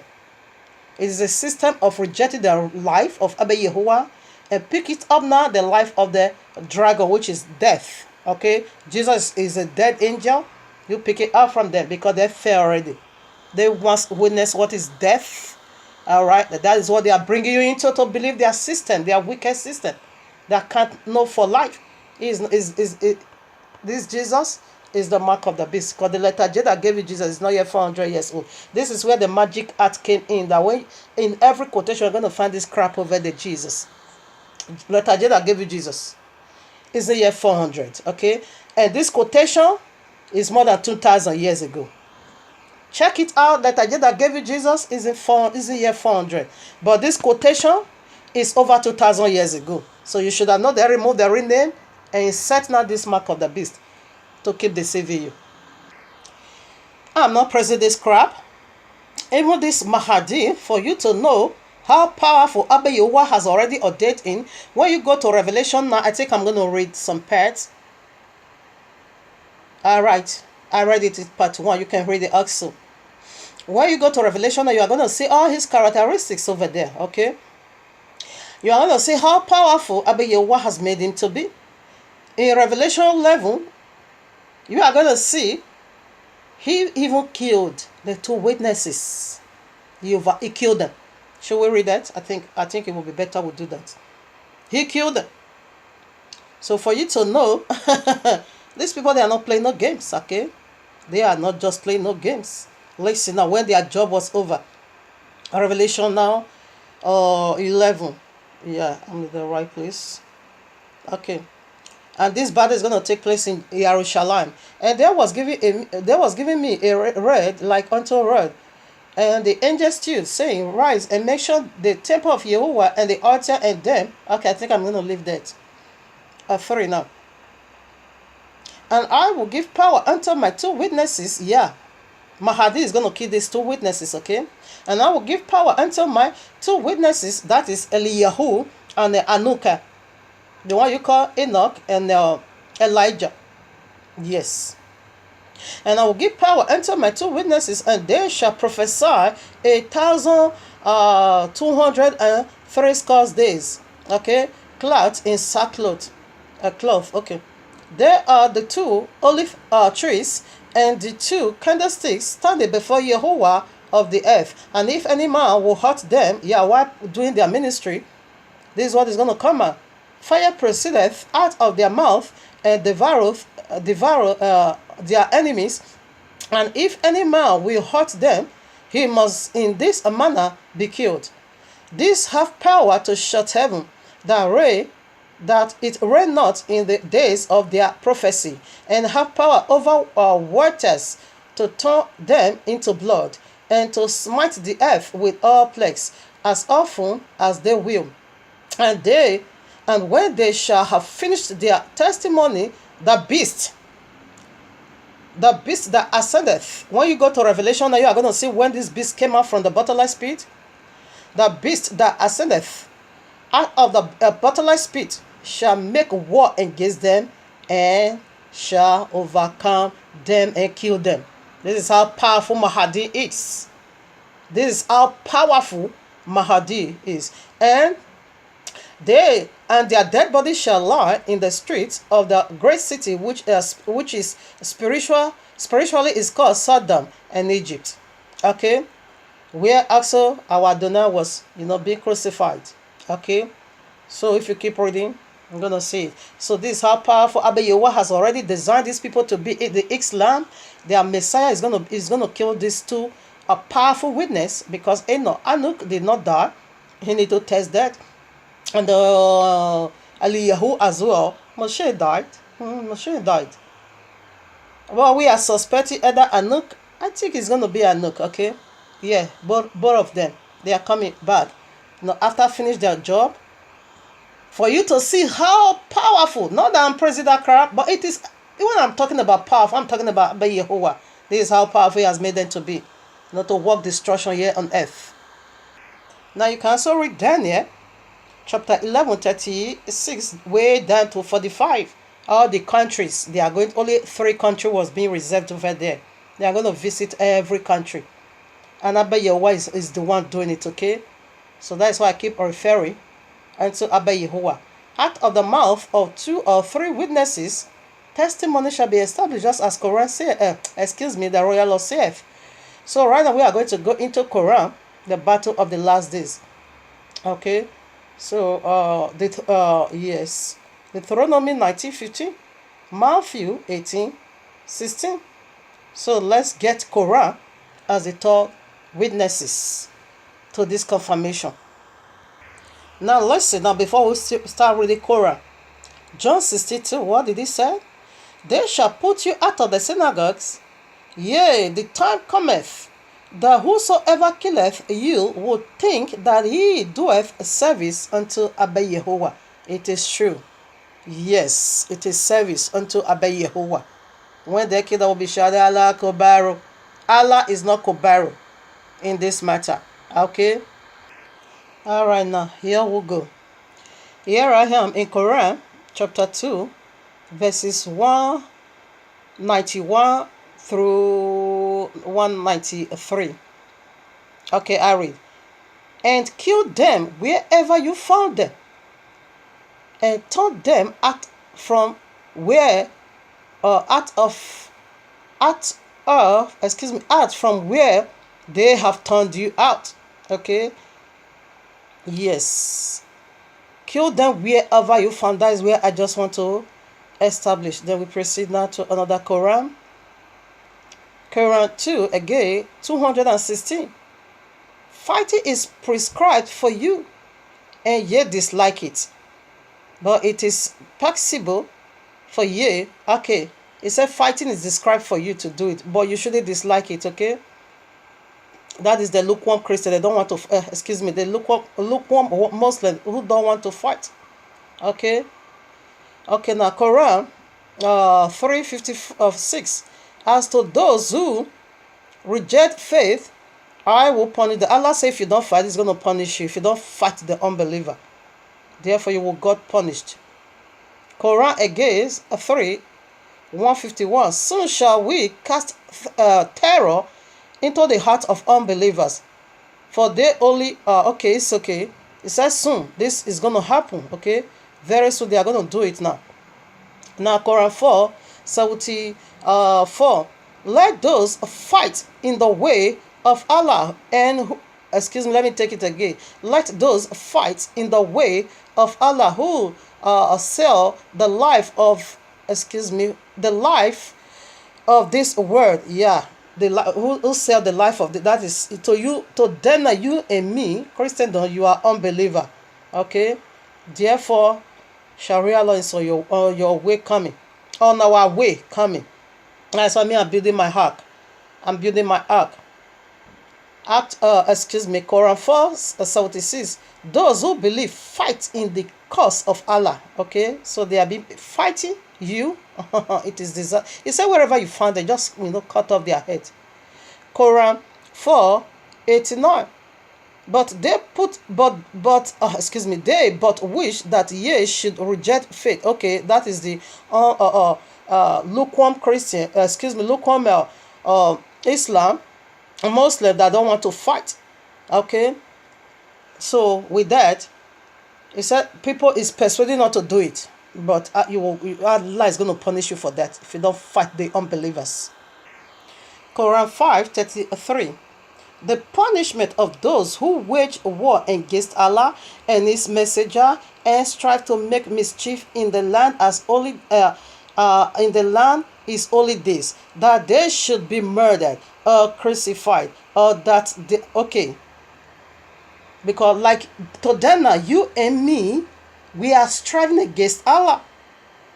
But the punishment of anyone who strives against Allah and His Messenger, the Islam, is to get you murdered, or crucify you, or set you ablaze. They are all here. Quran 9:29, or Surah 9, whatever. It's not important. Fight those who believe not in Allah, nor the last days, nor hold that forbidden which hath been forbidden by Allah and His Messenger, nor acknowledge the religion of truth. The religion of truth over here, it is Islam, okay? Even if they are of the people of the book, the people of the book is the Christian, and the Yahudim and Christian, we carry the Bible. He said you should fight her, since you do not believe the religion of truth, which is Islam. Play games. Jesus want to fly you into the sky. Now, Quran Surah 9:30, I read, and the Jewish and the Yahudi or Jew, let me take it the way they're writing, and the Jewish say Ezra is the son of Allah, and the Christians say Messiah is the son of Allah. These are the words of their mouth. They imitate the saying of those who are disbelieved before. May Allah destroy them. Okay? For how they are turned away. Say Allah is going to destroy you because you believe that, Messiah is the son of the Most High. With that, Allah, that is the reason why Sharia law is coming. Because it's a lie. Allah don't have a son, and you say He does. May Allah destroy you for saying that. That is their offense. Now, Quran Surah 9:14. Fight against them so that Allah will punish them by your hands and disgrace them and give you victory over them and heal the beast of a and heal the beast of a believing people. Okay, So by punishing you or by Allah destroying you, Islam said they are going to be, their breast will be healed because they are the believer over there. Is their book. Quran, Surah 9, verses 73. I read, "O Prophet, strive hard against the unbelievers and the hypocrites, and be unyielding to them, and their abode is hell, and evil is the destination. Evil is their destination." All right. So you should strive against us because we don't believe this crap, Quran. Now again, Quran, Surah 988. "But the messenger and those who believe with him strive and fight with their wealth, okay? And the person for them are," all right. Now, what is he talking about here? The big man, even though you don't go to war, your money can go for war. That is when this ISIS, being released now against humanity to convert the whole world to Islam. So the rich man of Islam, a Muslim man, is going to be supporting them, using his money. He's not going for war, but his money is going to be going for war, helping, and supporting them. Strength. Yeah, that is what Quran is saying. You can go to war by your own wealth. So I read Quran, Surah 8, verses 15. "O ye who believe, when you meet those who disbelieve in battle, turn not your back to them. Whoso on that day turneth his back to them unless," okay. It said when you meet, the unbeliever on the way, you shouldn't turn your back. But if you do that, you face the consequences by yourself. That is, if you don't get that persecuted, you yourself, you will be persecuted by Allah. It is a serious case. Here I am again, Quran, Surah 8, 65. "O Prophet, exhort the believers to fight." He said the Prophet, this is Allah talking, okay? He said the Prophet, which is the Muhammad, he should encourage the believer to fight the unbeliever. This is their book, okay? In their book, there is no Old Testament and there is no New Testament. They are just one way. All right? I read now Quran, Surah 9, verses 123. "Oh, you who believe, fight those of the unbelievers who are near to you, and let them find in you harshness." No peace. Harshness. When Mahadir is revealed now, you are going to say Islam your neighbor. He will carry sword against you. Those that are near to you, let them find harshness in you. Hard, if you refuse, your head is off. When their Mahdi is revealed, Islam that is near to you, they take judgment in their hands. And Abba Yahweh said, "Well done." Until then, that is what Abba Yahweh said it already. I read now Quran 25, verses 52.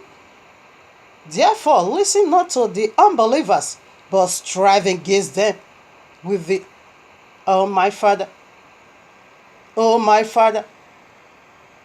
Yuribobo Shandayaba, Reboski Baboya, Morika Shandayaboy, Kurilabahan Talabo Seke, Ye Karabasendebo. Destruction. This is the signs of their last days. If you like, you can still be reading along what is going to happen, okay? Quran 61, verses 4. "Surely Allah loves those who fight in his cause, religion of peace." Now let's take some from Hadith. Okay. Sahih Bukhari 52, 177. Allah's apostle said, "The hour will not be established until you fight with the Jewish, and the stone behind which a Jew will be hiding will say, 'Oh Muslim, there is a Jew hiding behind me, so kill him.' The hour will not come." That is where I want to read. So there are it's even more than hundreds But for the sake of time, to establish other things, let me stop over here so you can do it. Just go type in Google a Muslim Quran of violence behind this soul. You are going to see hundreds of it. So this is how far I can go. The royal law said, out of the mouth or 2 or 3 witnesses, testimony will be established. Okay, I gave you more than 3 from their very source. There is no Old Testament. Allah done away with that. Now we are a believer of New Testament. There's nothing like that. Okay, their own is just one way. And Abba Yahweh made this so because you have a covenant with your progenitor, the Ishmael. Ishmael will call, I will hear. That is why Abba Yahweh is listening to them. They are the servant of Abba Yahweh to wipe this corrupt nation. You know, all of you is going to be swept into Islam. So let's see the first key point now before we now go to the very last one. Ruach Hodesh, Ruach Hodesh, Ruach HaKodesh, Sekeyaba,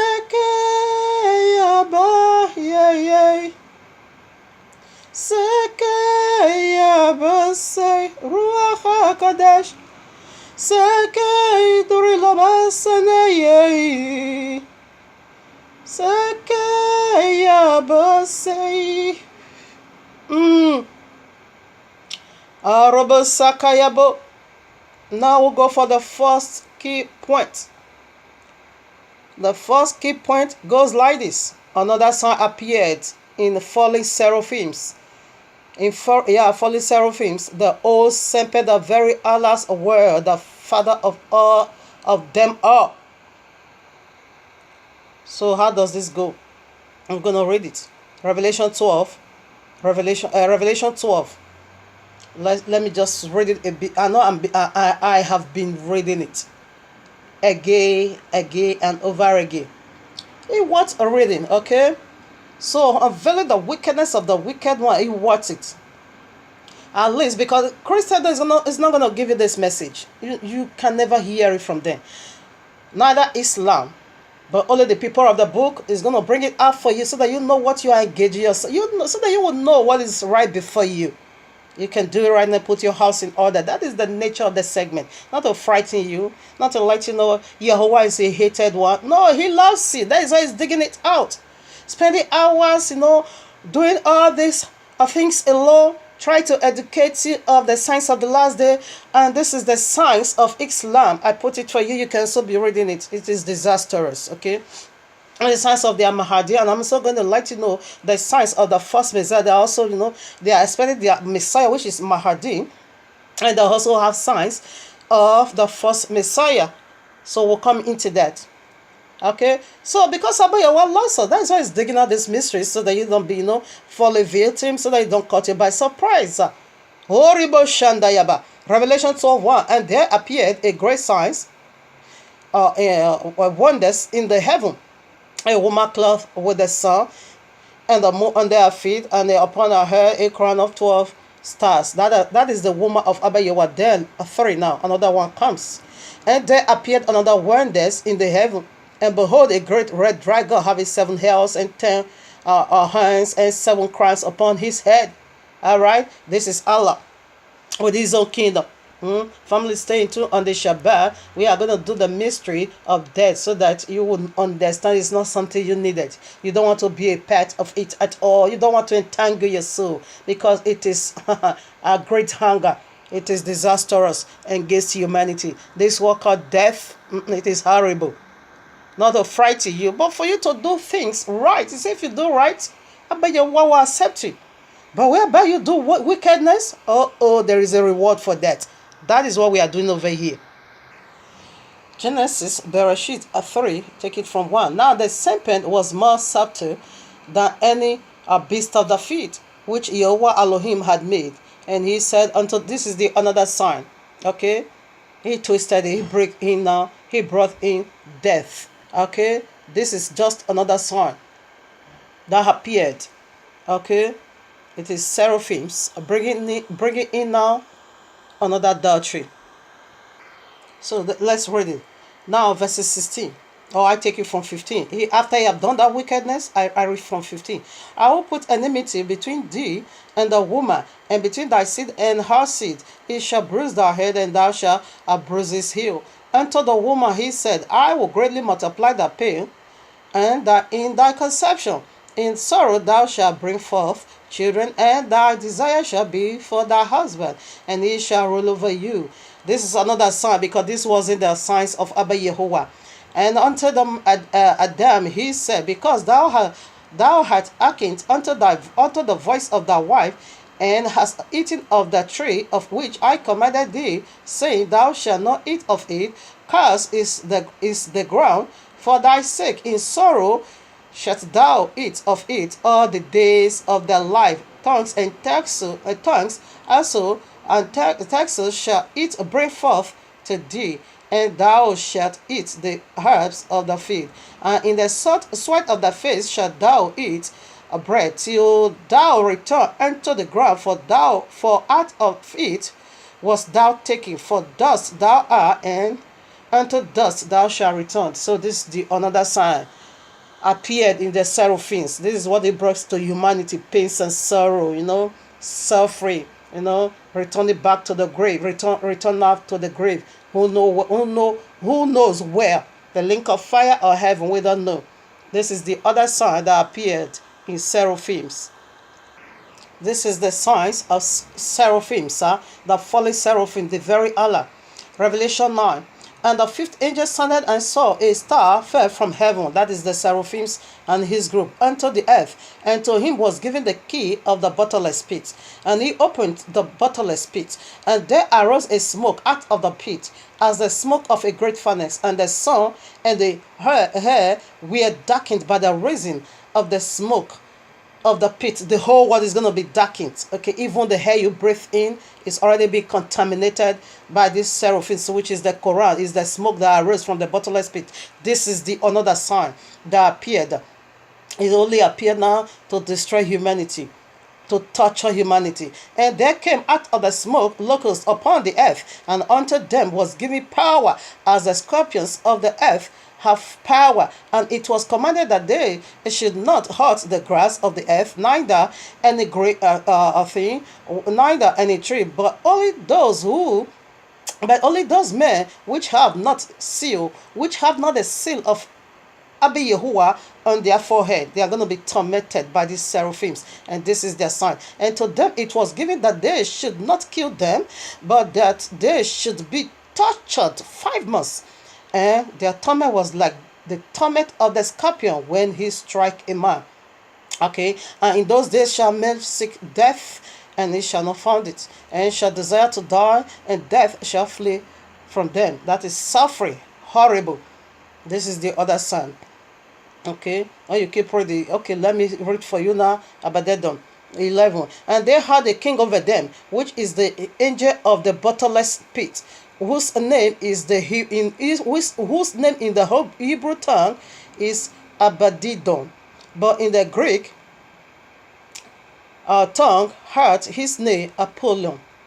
Abadidon in Hebrew simply means angel of death. Is the dragon, is the king of the bottomless pit, is the Allah, is the serpent. Okay, you see now in Hebrew, in the Greek is Apollyon. Apollyon means destroyer.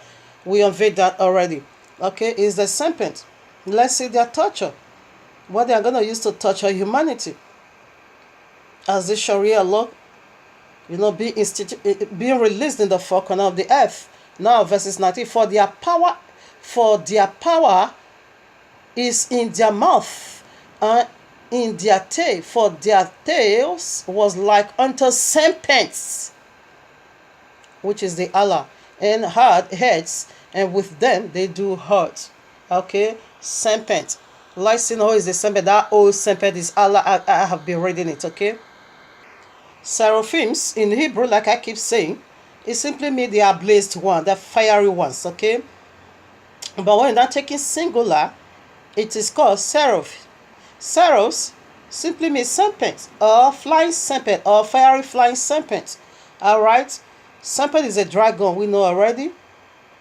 Revelation 12:9, and the great dragon was cast out, that old serpent. Okay, its origin we just read in Revelation 3, This is X sign, called the devil and Satan, they are all together in one body, which deceiveth the whole world. It is the whole world. This is the Sharia law. That is the smoke that covers the whole world, that contaminates everything. The sun was even darkened. The whole world was cast out into the earth, and his angels were cast out with him. Okay, so let's prove it a little, and it's talking about it. Let's go in consummation in Quran as well. And Revelation 12 said, the dragon that deceived the old world, that old serpent.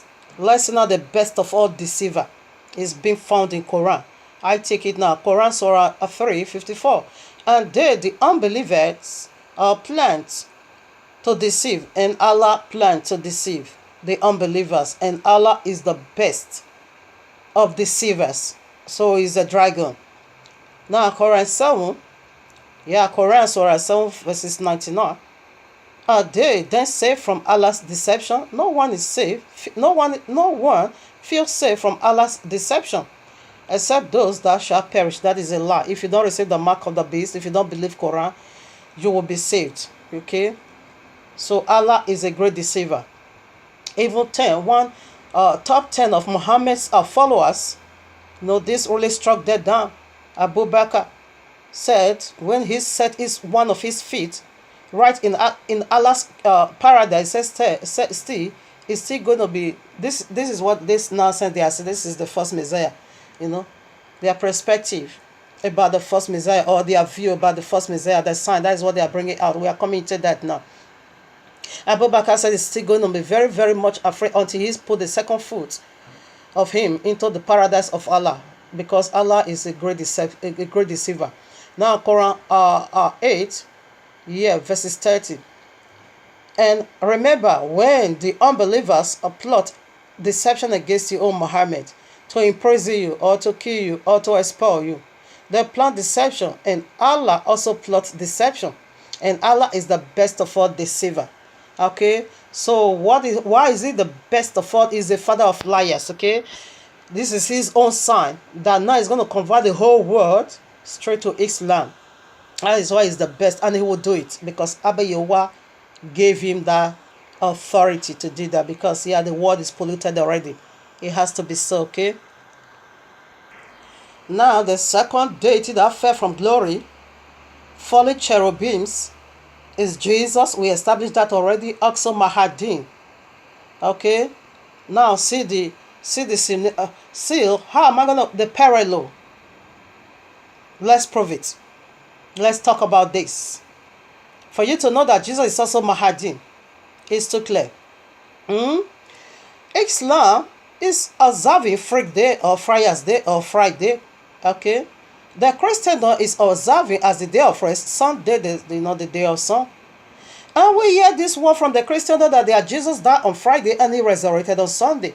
And we now see that these two unique days among the pagan world is being divided into these two religions. That Christianity is observing the day they said he resurrected the Sunday. And the Islam, the day he died, the Islam is observing that Allah gave that one to them. So this is one person. He played two different roles in two different religions. Okay? Jesus is Mahdi. Mahdi is Jesus. The Jesus in Christendom is being worshipped on Friday and Sunday. And the Jesus in Islam is being worshipped on a Freak Day or Friars Day or Friday. Okay? So it's one person. The day he died, according to the Christendom, is found in Islam as a day of rest, okay? And the day is resurrected is found in the Christendom, okay? It's one tree, all right? Revelation 13, we read it already. Isaiah 14, 1-19, yes, I will make myself like the monster, like unto Messiah. Matthew 24, yes, he's the one doing this wicked sign we know already. That is for the Jesus, okay? And Mahdi, they are just one deity. Now the third ranking angel that fell, we have much to discuss about this. This is your calendar, okay? Falling 4-foot dead creature. They are no more falling. They are no more four living creatures. They are dead creatures now. The civil rulers. Who are the civil rulers? Just check it all over, like Buhari, even this noisemaker Donald Trump. All of them, the civil rulers. Okay, they are the civil rulers. They are the author of worldly songs. Okay, including Christian songs, the one they used to worship Jesus, including Allah songs, the one they used to worship, Islam song, the one they used to worship Allah, included the songs of Synagogue of Satan, the one they used to worship their Shekinah. They are the author of movie, all those things. You see that you are laughing. Yeah, this folly creature, they are the one. They are the author of it. Drama, of course, they are the one. Entertainment industry, of course, they are the one. When you go to Christian, you're gonna be seeing, they are at it drama. Oh my father, they will not bring. What do they call the drama? What do they call the entertainment? What do they call them? I think I lost the words. Maybe it will come to mind. They will just bring all this, what do they call them? Basket mouth or whatever. To be cracking joke. It is the authority of the fourth dead creature. They are no more living, okay? That is who they are. They are the one that owns the entertainment industry. This is their job, okay?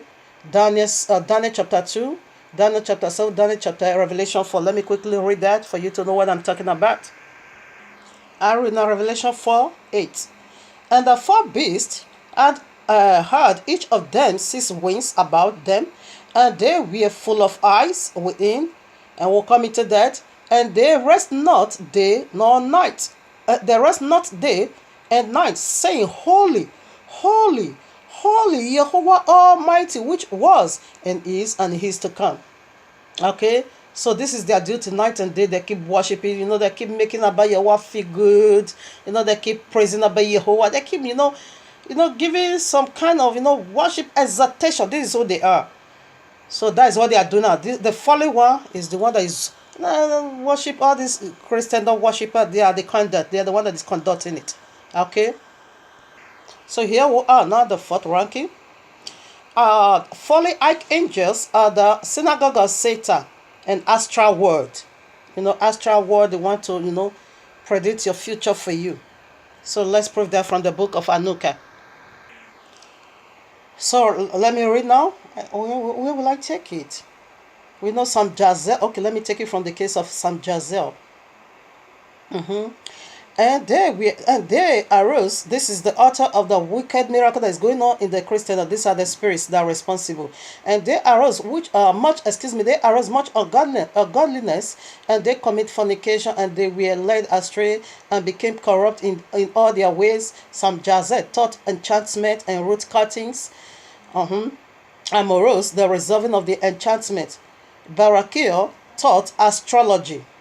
Kokubel, the constellations. Okay, this demon, they're resident in the sky. These are principalities. Archangel, I take it again. Barakia taught astrology.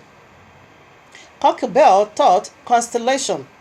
Ezekiel, the knowledge of the clouds. They are over there. Arakiel, the science of the earth. You hear that already. Shamisol, the science of the sun. The sun gods. And Sariel, the cause of the moon, Allah.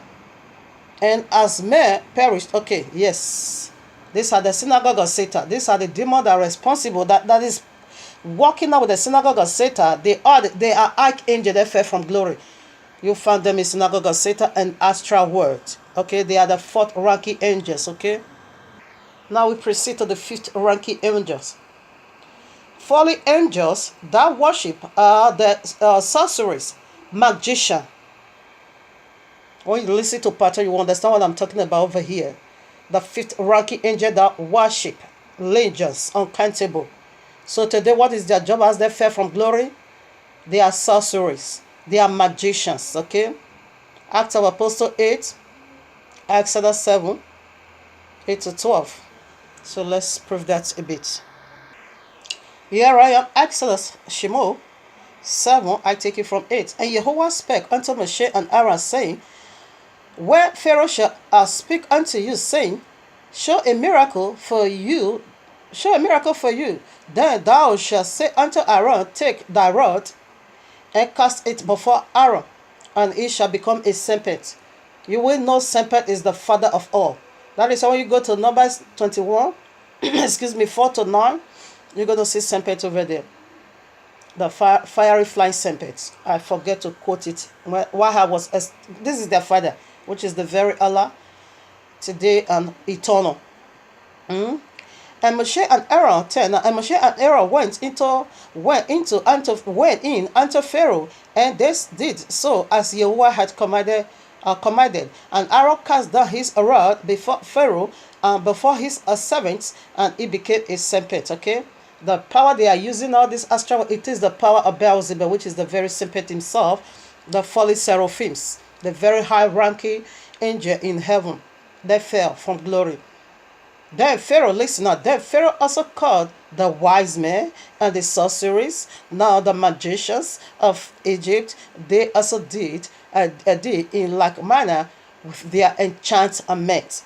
And they cast down every man his rod, and they became serpents. But Aaron's rod swallowed up their rods. Yes, that is the final judgment in the 8,000 years. That is the new beginning, when the power of Abba Yahweh will wipe all of them, into the lake of fire. That is that is their end, okay? Acts of Apostles chapter 8, I read, we are unveiling the fifth ranking angel, where you can find their throne among the sorcerers, magicians. I read now. It can also be found among the Christians, of course. Fake miracles. Acts of Apostles, I take it from 9. But there was a certain man called Simeon, which before time in the same city used sorcery and bewitched the people of Samaria, giving out that he himself was some great one, to whom they all gave heed, from the least to the greatest, saying, this man is the great power of Elohim. And to them they had a regard, because that of a long time he had bewitched them with sorceries. They are also witches and wizards, okay? Oh yes, they are everywhere, legions of demons now.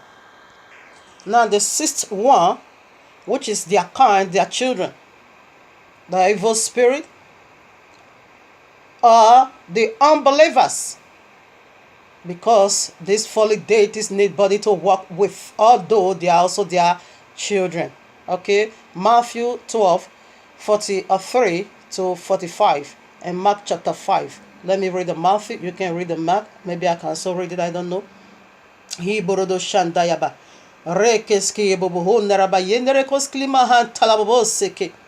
Yes, Father, you have been praised, you have been worshipped. Not like you. And I to compare you. Here I am, Matthew 12. I take it from 43. When the unclean spirit is gone out of a man, he walketh through dry places, seeking rest, and found none. Then he saith, I will return unto my house. So the unbeliever body is their house, is where they dwell. I will return unto my house, whence I came out. And when he is come, he findeth it empty, swept, and garnished. There goeth he, and taketh with him 7 other spirits more wicked than himself, and they enter in and dwell there. And the least state of that man is worse than the first. Even so shall it be. Okay. Or is it talking? The end of all, it is the lake of fire. That's where they are taking that, because it's their property. It's their house. Do you hear what I said? My house. It says their house. That is the unbeliever. When you also read Revelation 18, it said Babylon became the inhabitants of every unclean beast, demons, devils. It became the house of the devil. Yes, they are unbelievers, the legions of demons. Abba Yahweh was speaking to Babylon. Today the whole world is Babylon. In fact, part of humanity, they are demons, okay? Evil spirits being habited with these fallen deities. They need body. They are spirits, they need body to work with. Now let me read some certain place or verses in this very one, Mark chapter 5. And when he was come out of the ship, immediately there meet him out of the tombs a man with an unclean spirit, who had his dwelling among the tombs, and no man could bind him nor with a chain. Okay, let me go to where he said they are legions, uncountable demons. You can read all 5 He's talking about these wicked spirits. Okay, 13. And afterward, Yehoshua gave him leave. Okay, now I wanted to see where he questioned him. Yes, I got it. Verses 9. And he asked, or should I take it? Oh, this is being lazy. Okay, verses 5 now. Okay, let me go for 3. Who had his dwelling? Yeah, I read that already. Because he had been awful. Yes, that is okay. 5. And always night and day he was in that mountain. He was in the mountains and in the tomb, crying and cutting himself with stones. When he saw Yehoshua afar off, he ran and worshipped him and cried with a loud voice and said, What have I to do with thee, Yehoshua, thou son of son of the Most High? John thee, but Yahuwah thou torment me not. For he said unto him, Come out of the man, thou unclean spirit. And he said, and he asked him, What is thy name, listener? And he answered, saying, My name is Legion, for we are many that dwells in human's body. That is the legions of angels that fell. They now became legions of demons, and they always dwell in humanity to carry out their wills, okay? And that is the unbeliever. Who is unbeliever? Now that I said unbeliever, you are going to be taking the people that does not even carry Bible, that does not even carry Quran. No, unbelievers simply go. Whosoever that does not believe the royal law, you are an unbeliever. The resident is you. You can be going to Christian, you can be going to, it doesn't important. You are an unbeliever. If you don't keep what the royal law says, you are simply an unbeliever, and this demon, they're resident in you. That is why you can't get it right. That is why you always you always miss it. You always turn Babylon. You always take the paganism. You always take the custom of your father paganism, and you now mask it up with a biblical character. You are an unbeliever. Unbeliever goes this way. Abba Yahweh says Shabbat is the day of rest. You say it's Sunday. You are an unbeliever. Abba Yahweh Shabbat is the perpetual covenant. You say no, it's Freak Day, Friars Day, Friday. You are an unbeliever. The resident in you, the evil spirit, the offspring of serpent. Now this is their last goal. All these fallen deities, including their children, they all will join force together to battle against the Lamb, Yahushua HaMashiach, as they begin to do already. Revelation 6, 9-10, beheaded the saints. Revelation 10, Revelation 17, Acts of Apostles 9, 1-5. Revelation 19, 11-21. Okay, Isaiah 63, 1-4. Messiah said he's going to stain his garment, okay, with the blood of the Gentile. And we see the authority of Pharaoh already. It is the dragon. Matthew 7, 15-20. Yes, these are the children of the unlawful bed. They came out from a corrupt tree. Okay, so they can never bear good fruit. And their hand is in Revelation chapter 20. Okay, so right now we'd like to read. Well, Acts of Apostles 9. Revelation, they are beheaded, the saints of Yehovah. They start the battle already, but the final one is in Islam to battle against the Lamb. You know about Saul, and Saul yet breathing, out threatenings and slaughter against the disciple of Yehoshua went unto the high priest and desired of him later to go to Damascus to the synagogue, that if he found any of this way, whether they were men or women, he might bring them and bind them and bring them bind unto Jerusalem. He went. Okay, so I just want to read who you are fighting with. 5 now. Okay, 3, 4. And he went to the earth and heard a voice saying, Oh no. And as he journeyed, he came nigh Damascus, and suddenly there shined around about him a light from heaven. And he fell to the earth, and heard a voice saying unto him, Saul, Saul, why persecutest thou me? And he said, Who art thou, Adonai? And he said, and the Adonai said, I am Yehoshua, whom thou persecuted. It is hard to kick against the prince of Yehovah. It is hard for thee to kick against, the people of the book. So they are fighting, they are about to behead, even to thought of the people of the book, because those ones, they don't know their way. They need to be tortured. Yes, it is Abba Yehovah. So now we proceed now to the very last second key point. I'm so blessed. I bless you, Abba Yehovah. So here is the final point. From the fourfold dead creatures, I will make myself like the Most High. Also have seven eyes all over their wheels. So we want to unveil the mystery of that eyes, like I said in part, one. I make myself like the Most High. This is who they once are. Okay. So right now we go to Ezekiel. Excuse me. Yes. So their once office.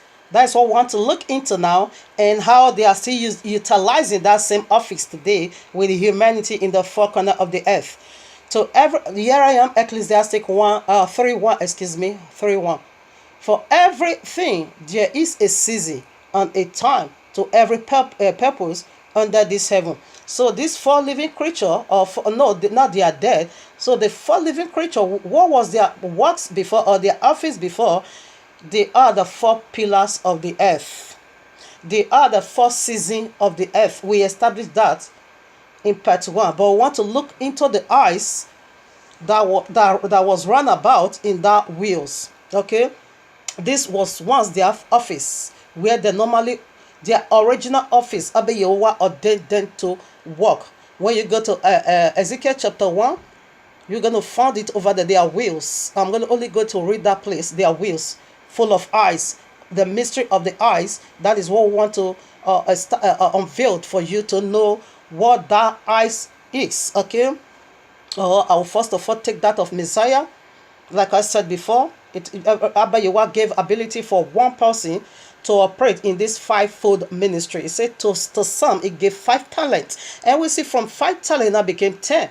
All right, so you can work in 10 different offices before Abba Yehovah. This was once the offices of this four creature.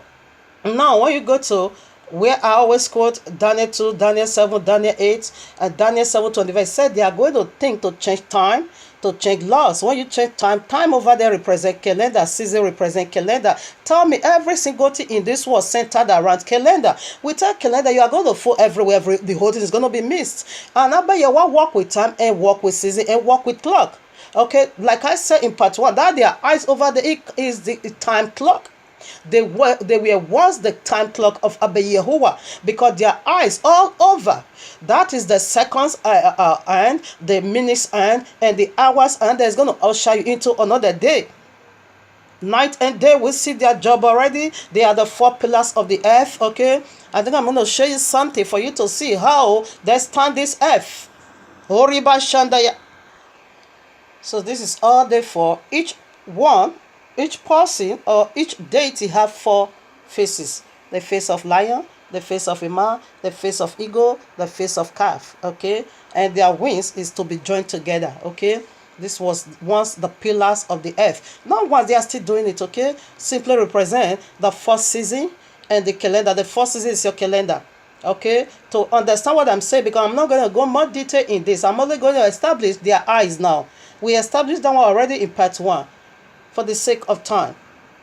Right now, before we unveil the mysteries of their eyes, what their eyes is full of wheels, and that wheels was full of eyes. Okay, that's what I'm going to show. I show you this already. Let me first of all establish before we go back over there. I will show you their wheels. Now, the 4, these 4, Yahushua also have it. Okay, these 4 face. 4 face in one person. Yahushua HaMashiach, it is an office, okay? Yahushua HaMashiach is our holy calendar now. Our appointment to meet with heaven. Appointment is so significant. It is so powerful. Then when you mix it, that is all. Appointment, calendar centered around every single thing that is in this planet. Without appointment, you can't do no absolute. Time clock take you to bed, take you to work. You walk. It is the hour. That is why you walk. This 4 creature, this dead creature now, they are terrible. Now, let me first of all establish that of King Yahushua HaMashiach. The fourfold ministry of Yahushua HaMashiach. The Gospel of Matthew portrayed him, Yahushua HaMashiach, a king with heavenly kingdom. That is the face of lion. Okay? Revelation 5:5, the lion of the tribe of Yahudim. That is this face, okay? All right, now. Then we proceed for the second face. Where is it? Now, the second face of King Yahushua, Mark portrayed King Yahushua, a servant of Yahuwah. Okay, a servant of Yahuwah. That is the face of ox. Ox, in Hebrew, in everywhere you go to Psalm 119, you are going to see all the 22 alphabets of Abba Yahuwah in Hebrew. You got it over there. We don't have 26 letters. We only have 22. Okay, it is this deity, this folly deity again, that gave you now 26 letters. Okay, because that is their job. Just like Yahushua is our own holy one. These are the unholy ones. They also give you 26 alphabets. Now, when you go to Psalm 119, you're going to see all the 22 alphabets. So now, in every Hebrew alphabet, it goes with pictograph and also numeric code. Okay, the pictograph of this Aleph, because Aleph represents strength of Abba Yahuwah. This, which is in the pictograph, is this. Ox, okay, represents strength, the leader of the strength. It is Abba. That is Aleph, the first letter. Aleph and Tau, the one this folly one also said they are Alpha Omega, and that is for you. That is not for us. Okay, our is Aleph and Tau. Aleph is the strength of Abba Yahuwah, and the pictograph is Kaf. Okay, the servant of Yahuwah is coming now with the strength of Abba Yahuwah. That is the second ministry, which Mark portrayed him, the servant of Yahuwah. Yeah, you can read John 5:19-20, the servant of Yahuwah. Okay, so we have 22 alphabets. We don't have 26. It is the following ones that brings about the 26 letter for you to use. Now, the third phase, we established that of the ox already. The third phase here, Luke portrays Yahushua HaMashiach, the Son of Man, the suffering Messiah. That is the face of man. He now become flesh and dwells amongst us. You can read Yeshayahu 53 and Luke 9:22, the Son of Man. Okay, he's going to suffer many things in the hands of the Gentile. Okay, so that is the third face. The face of man. Now the last face. Where is it? John portrayed Messiah, the son of Yahuwah. Rebo Shandalaba. That is the face of eagle, the power of resurrection, and the power of ascension. I think I'm going to read this. Yeshayahu 40:31. The job of eagle, to fly. The power of ascension. This is the son of Yahuwah. Rebo Shandaya. I read now. But they, Yeshayahu 40:31. But they that wait upon Yahuwah shall renew their strength. They shall mount up wings as eagle. They shall run and not be weary, and they shall walk and not faint. Okay. Now, how did Yahushua wait? In the grave he waited 3 days and 3 nights. When he took off, he waited upon Yahuwah for a whole 33 years. For the glory to be revealed. But he's still waiting. Almost completed. Here I am, Acts of Apostle 1, I take it from 9. And when he had spoken these things, while they beheld, he was taken up. He has said, fly away. And a cloud received him out of their sight. Okay, he's coming right back again.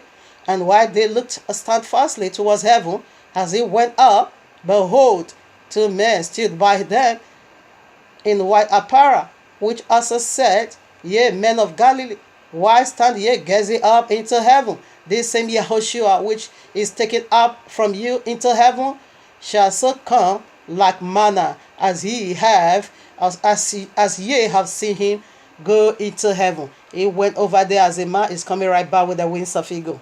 This is the ministry we are about to enter now. All this three is done. This one, ascension and coming right back for the kingdom. The lion, excuse me, this and this will goes together. The lion of the tribe of Yehudi. This is the kingdom. Now he's bringing down the heavenly kingdom. This is the fourth face. And these fully dead creatures also play some games with all these, characteristics. So now this is Yahushua first season. Genesis or Bereshit 1:14. That is the calendar, is a sign. And sign, Teholi 19. Okay. And should we read it? But you can't do that because I'm be reading. Okay. Or let me read. Don't be lazy. So I read Bereshit 1:14. And Yahweh said, let there be lights in the firmament of the heaven to divide the day from the night, and let them be for signs, and for seasons, and for days, and for years. This is our calendar. Okay, they are going to serve as a sign. Okay, and Yahushua himself gave us this calendar. This is the power of his first season. Every single eyes represent a season in our lives. We see the season of the Son of Man is already being accomplished. Okay, this season of the Son of Man is our past. As he came. Our past was in Genesis Bereshit 3. That was our past. He came. He reversed the whole situation of hopelessness in now bringing us into reality of eternal life to rule and reign with Yahweh for all eternity. He done it already. This first season is being accomplished with appointment time. Calendar is powerful, is unique. Calendar and time clock. Tell me what goes on earth without time clock, without calendar. It doesn't work. It doesn't work. Abba Yehovah gave a set time, 7,000 years. We see that is a calendar. He gave a day work 6 days on the 7th day. That is a calendar. He said 1 day, 1 hour. Abba Yehovah reverence and he honor hour, time clock, he honor day. That is going to usher into a month. Yes, of course, seasons, appointments. That is how powerful. And the calendar of Abba Yehovah, they are angels, which is this fourth phase of King Yahushua that represent the first season. That is the pillar of the four corner of the earth. That's still the system of this world. But the fallen one, their eyes, let's unveil that. That is your time clock. That is your calendar. We unveiled that already in part 1. So let's do something about that. Okay? And from the four further dead creatures, spread out 7 spirits. Also is being called 7 eyes. Okay, we are going back to Revelation again. From there came now 7 spirits. So we want to unveil what that 7 spirit is, which is also 7 eyes. Their wheels is full of eyes. I first of all talk about it in a very light way. In the first clip, it is the time clock. It blink, it counts every second. His eyes is all over. They don't feel none of that seconds. No, himself. Let me quickly show you something. If you go to Ezekiel chapter 1, this is how they steal the earth. This is their wheels full of eyes. You see how they steal the earth, and this is the throne of Abba Yahuwah upon their head. They are the pillar of the earth, and they are the power of the first season in the earth. So this is their wheels. Their rings. So their rings is full of eyes. Do you see? It counts every now and then. It counts. It counts for seconds. It counts for minutes. It counts for hour, day after day, weeks after weeks, months after month, year after year. It stops now, season after season. This is the time clock. That watch.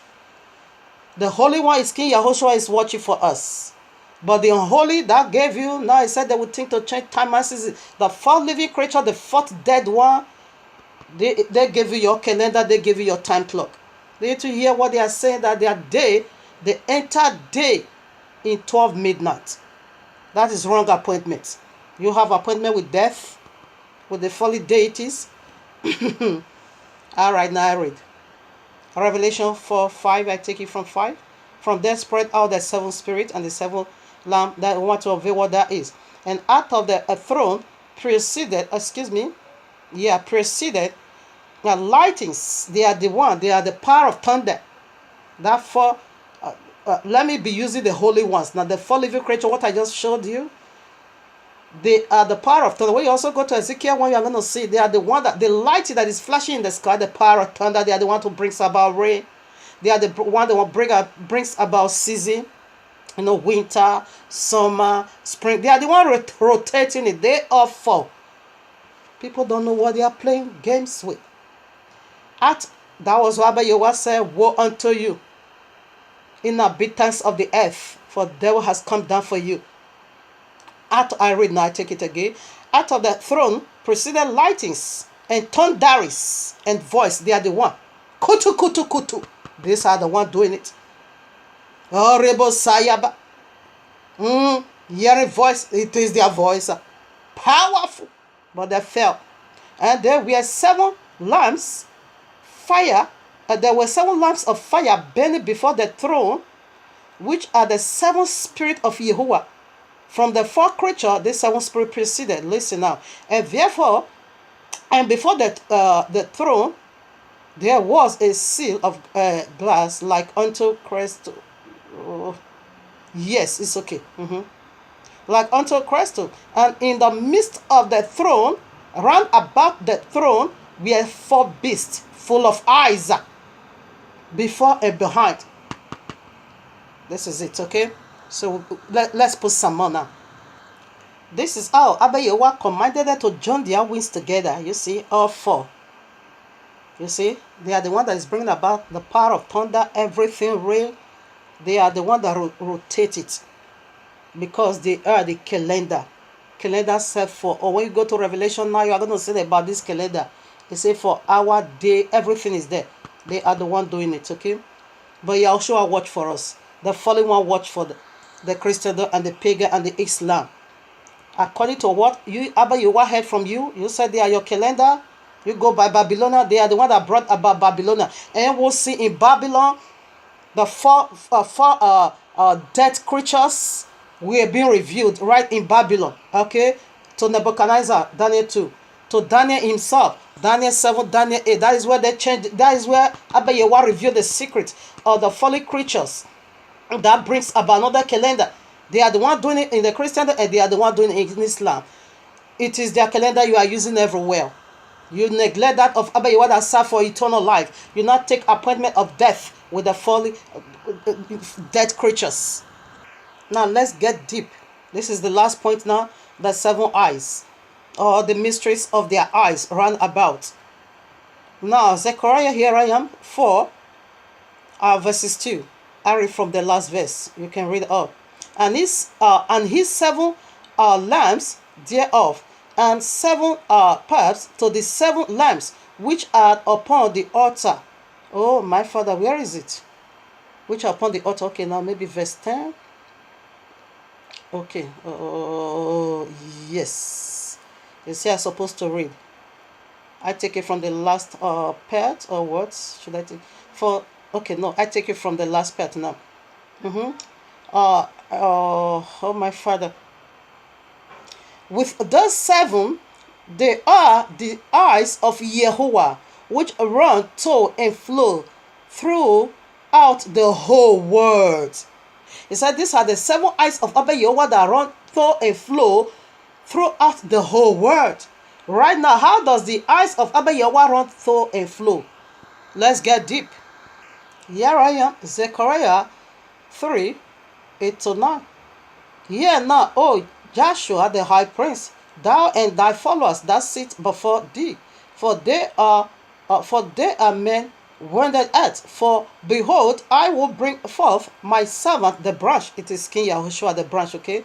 For behold, the stone that I have laid before Joshua, upon one stone shall be seven eyes. Behold, I will engrave the gravy thereof, saith Yahuwah of hosts, and I will remove the iniquity. Okay, now I'm after the stone that has 7 eyes. Okay, we are dealing with the eyes here.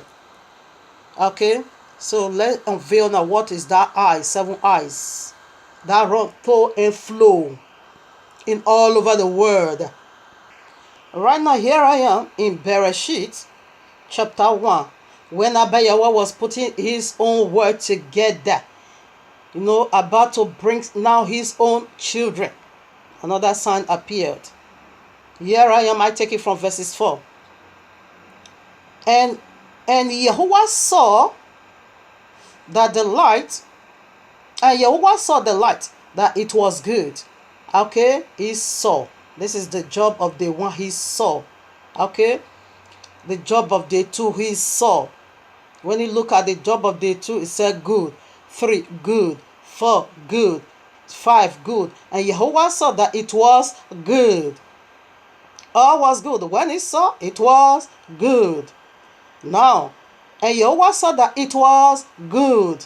All the day he created, he look at it and said, this is wonderful. He always look into that. And now, the other day, I think the fourth, no, fifth. And Yahuwah saw that it was good. Yeah, the 4th day. He always saw that we are good, okay? And now the 5th. And Yahuwah saw that it was good. Okay? That is day 5th. And day 6th, it now see double good. Okay? And day 7, it was beautiful, wonderful. So what did Abba Yahweh used to saw? As soon as Abba Yahweh plant day 1, his first eye, that is the day 1. The first day of the week, that is the first eye of Abba Yahuwah that run to and flow for every living thing here on earth. That was why he saw it and placed his second eye over there. The first day placed his first eye. The second day, yes, is good. The second eye. When you check it out, from day 1 to day 7, there is no name. Only the seventh day is being named Shabbat. That simply means rest. Set apart, a holy day. That is his name. There is no moon day, there is no sun day, there is no frig day, Friars day. No, nothing of those nonsense. So that's all. That is the eyes of the beast. This is of Abba Yahweh, day 1. Check it out. Read Bereshit, Genesis chapter 1. Till 7th day. The only day that is being named Shabbat. That is the seal of our 6 days. Okay? That is his 7 eyes that run to and flow from first day of the week. Abba Yahweh's eye walk now and there till the 7th day. It keep running, and also for 7,000 years. Okay, that is why the stone, the eyes, is 7, and the hour is also going to last for 7,000 years. We begin the 7 already. We are just in the moment of delay, where they will be cast into the lake of fire. No more of this, their evil eye, demonic mystery, evil eye, which is Sunday, freak day. You can't get that nonsense anymore. Okay, so the day 1, that is the eyes of Abba Yahuwah. The first eye, the second eye, the third eye, way down to the 7th eye. And in that called them what? First day, second day, third day, 4th day, 5th day, 6th, and the Shabbat in our crown it with glory, eternal rest, perpetual covenant. And this Jesus is also doing exactly Sunday. And Allah said it's on his freak day. Okay, so let's go into their honor. Now you understand what the 7 eye is. The 7 eyes of Abba Yahweh that run to and flow upon this whole world. It is his own eyes. Day 1, day 2, way down to 7th day. That is the eyes of Abba Yahweh. That is his own time clock, day, week, months, years. Okay. Yes, that is his own day. They also have exactly the following ones is doing this exactly the same. The duplicate. So when you go to Exodus now, 12, verses 1 and 2, you are going to see the biblical New Year over there. It's always on Passover, okay? That is springtime. When you go to Leviticus 23, you are going to see Abba Yahweh's feast over there. All 7 feasts is being listed over there, okay? When you go to John chapter 5, you are going to see the feast of Purim over there.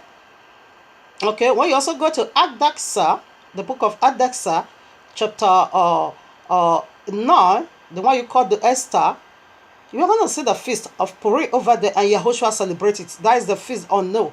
They never named it, but he went to the feast. Yes, we know throughout the book of Others that Yahweh's name was never, being mentioned, encoded, but his power was prevalent. That was why Messiah also, it was prevalent. That was why Messiah also went to that feast in John 5.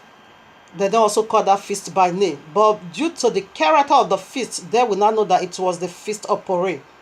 When you also go to John chapter 10, 21 to 23, Yahushua also celebrate another powerful feast, the feast of Hanukkah. They call it dedication. So these are all the ordination and feast and 7 eyes of Abba Yehovah. And we got that also from the Christendom. They also have their own. And Ezekiel chapter 1, you're going to find it over there. So right now, let's go now into their 7 eyes of 7 days.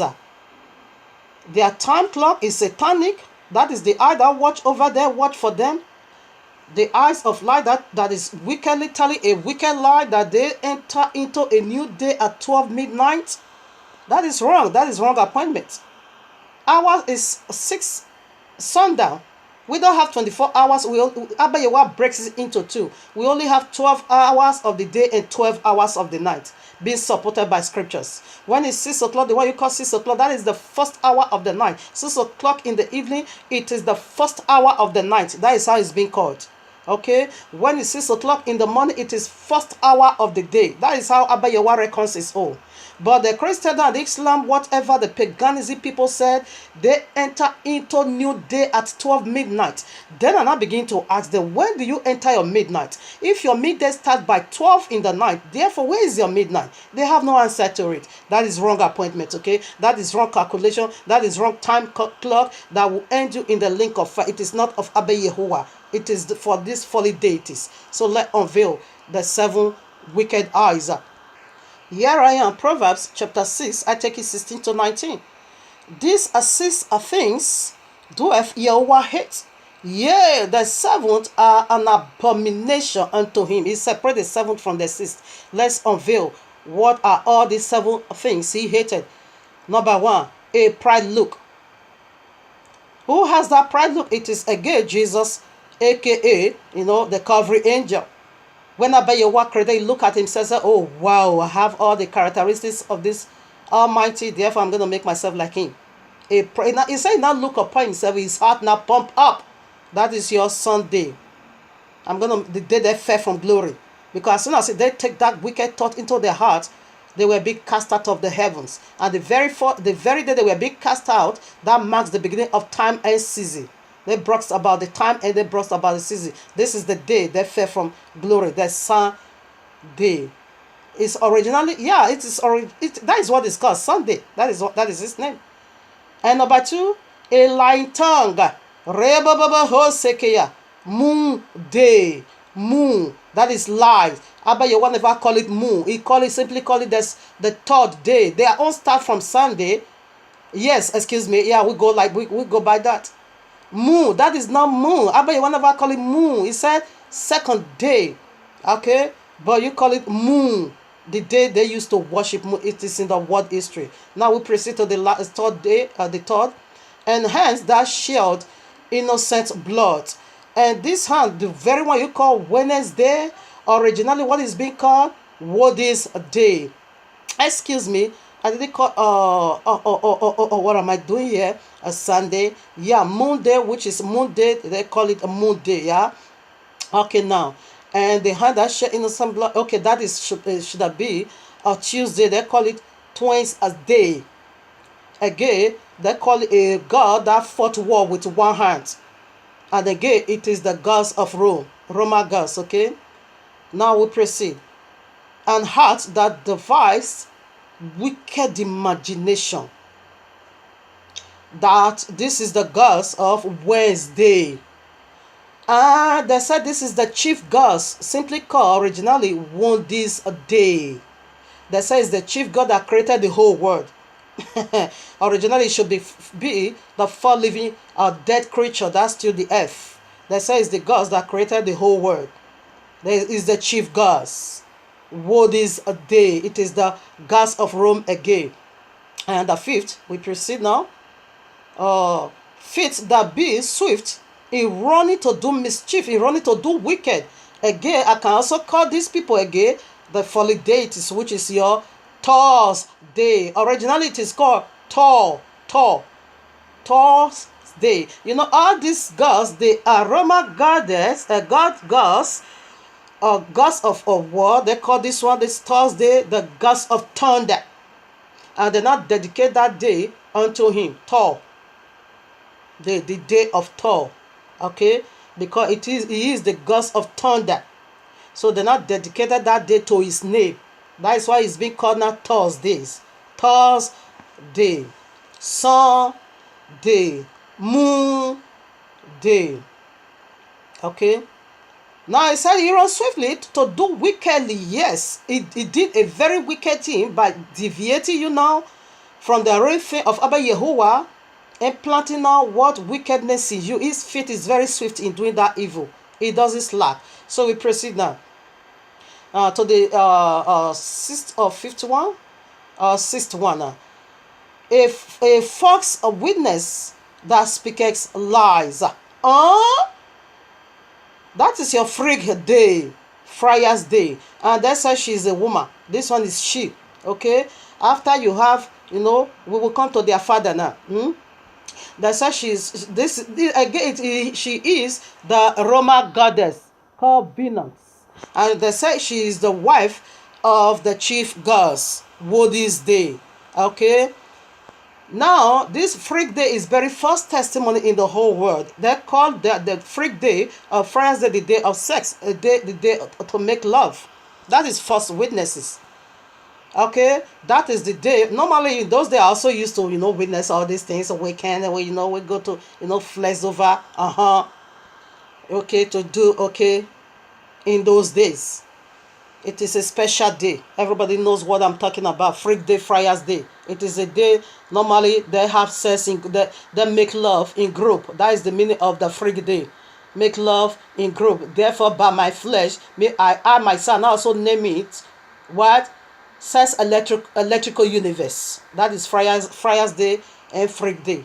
Okay? We are going to unveil the mystery of Allah's ability, Allah's sexual ability on this freak day, because they are keeping freak day. They say Allah don't have sex, but yet the day of sex electrical universe is being found in Allah rest. That is the sixth day, the freak day. She is become Venus. Okay, the wife of the chief gods. Okay, she is the only woman among all these seventh day, and that is first witness. Abba Yehovah said he hates it. Now here the seventh one. And he that soweth discord among brethren. This is the abominable one. Because now you sow a seed of discord, a seed of confusion to scatter brethren, to make brethren, suffer or wandering in another man's land, in another man's calendar. And this one is your Saturday. Originally, it is also Rome gods, a god of agriculture. They called it. They say it's the one providing food for them. Saturn's day. Saturn's day. That is original. This is what you are going to find in world history. Saturn's day. Okay. Now it's your Saturday, and they said this is the god of agriculture, and is providing food for the whole world. The god, I call him now the god of chemical that pollute the air. This is Allah himself that separated the dry God that I said from the bottomless pit. He said the air was darkened, it was polluted, the sun was polluted everywhere. Even this mercury that placed in the sky, when it's being evaporated, it is air contamination. Our food is being corrupt because they said this god, Saturn, is the one that is providing food, is the god of agriculture. It causes food to grow with chemical. That's what I said. Genetically modified food. This is why it's an abomination. He now pushed you away from Shabbat. He himself occupied now Shabbat, polluting it. He pushed this side to Sunday. He pushed Islam to freak day. He now desecrated Shabbat, that you shouldn't come into the rest of Abba Yehovah, become a stumbling block unto you. It become a great valley on the Shabbat that you should not enter there. Because Shabbat is a perpetual covenant. He himself now sits and occupy that knowledge that will make you ever to come to the knowledge of rest. No way. Just go and wander it over Sunday. Just go and wander it over freak day. Just go and wander it over flesh. Never you come to the knowledge of Shabbat or what Shabbat is.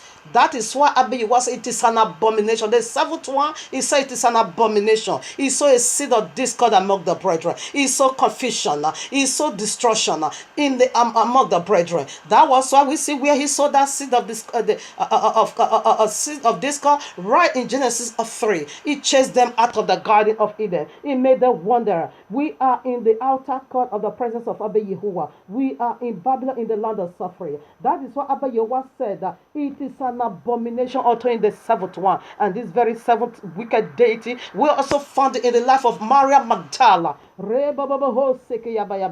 Family, if it goes down, try and listen to the other clip. Maybe it's going to be for 5-10 minutes. I think so. Okay, because my time is almost up here. I quickly want to put this. When it goes down, make sure you follow up. Luke chapter 8, I take it from verses 2. And a certain woman which had been healed of evil spirit, is it not here? Evil spirit, infirmity.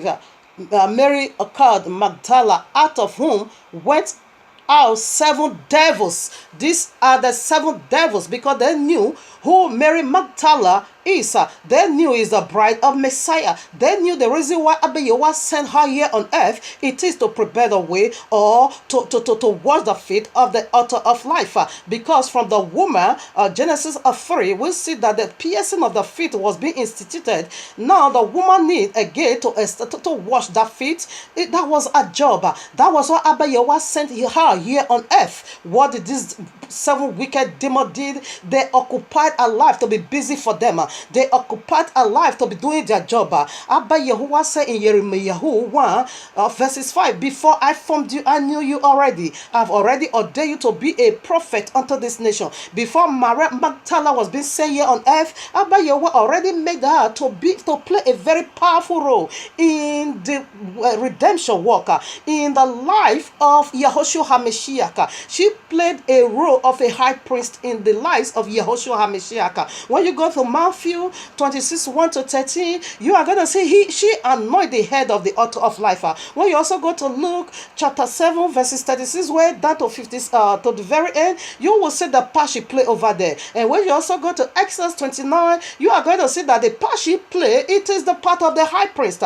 And this is the reason why Yehovah sent her on earth to do this for the author of life, while going to the cross in doing the works of redemption. But these very wicked 7 deities now lay hold on her to be busy for them and to be doing their job and not to do the will of Abba Yehovah. And this is what this wicked deity these days is also doing in your lives, engaging you to be, for the rank appointment, engaging you with death, engage you engage you with eternal suffering. Exactly what they are doing today in your lives.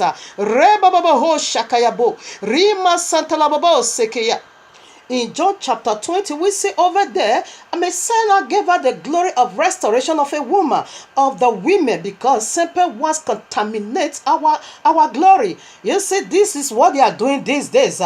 This is the God of agriculture, the one that occupied the Shabbat for you never ever to come into the gate of rest. He shut it against you. He is not coming in, but you are not coming in. He shut the gate of knowledge, for you never ever to come to the knowledge of what is Shabbat, what is it all about. He said he done away with it. He now making out a wandering over some day, the day of working time, eternal no rest. He now push the other side to free the day. This is this demon that occupied the life of Mary Magdala, but Yehoshua HaMashiach now cast them all out of her. This is why the 7th is an abomination unto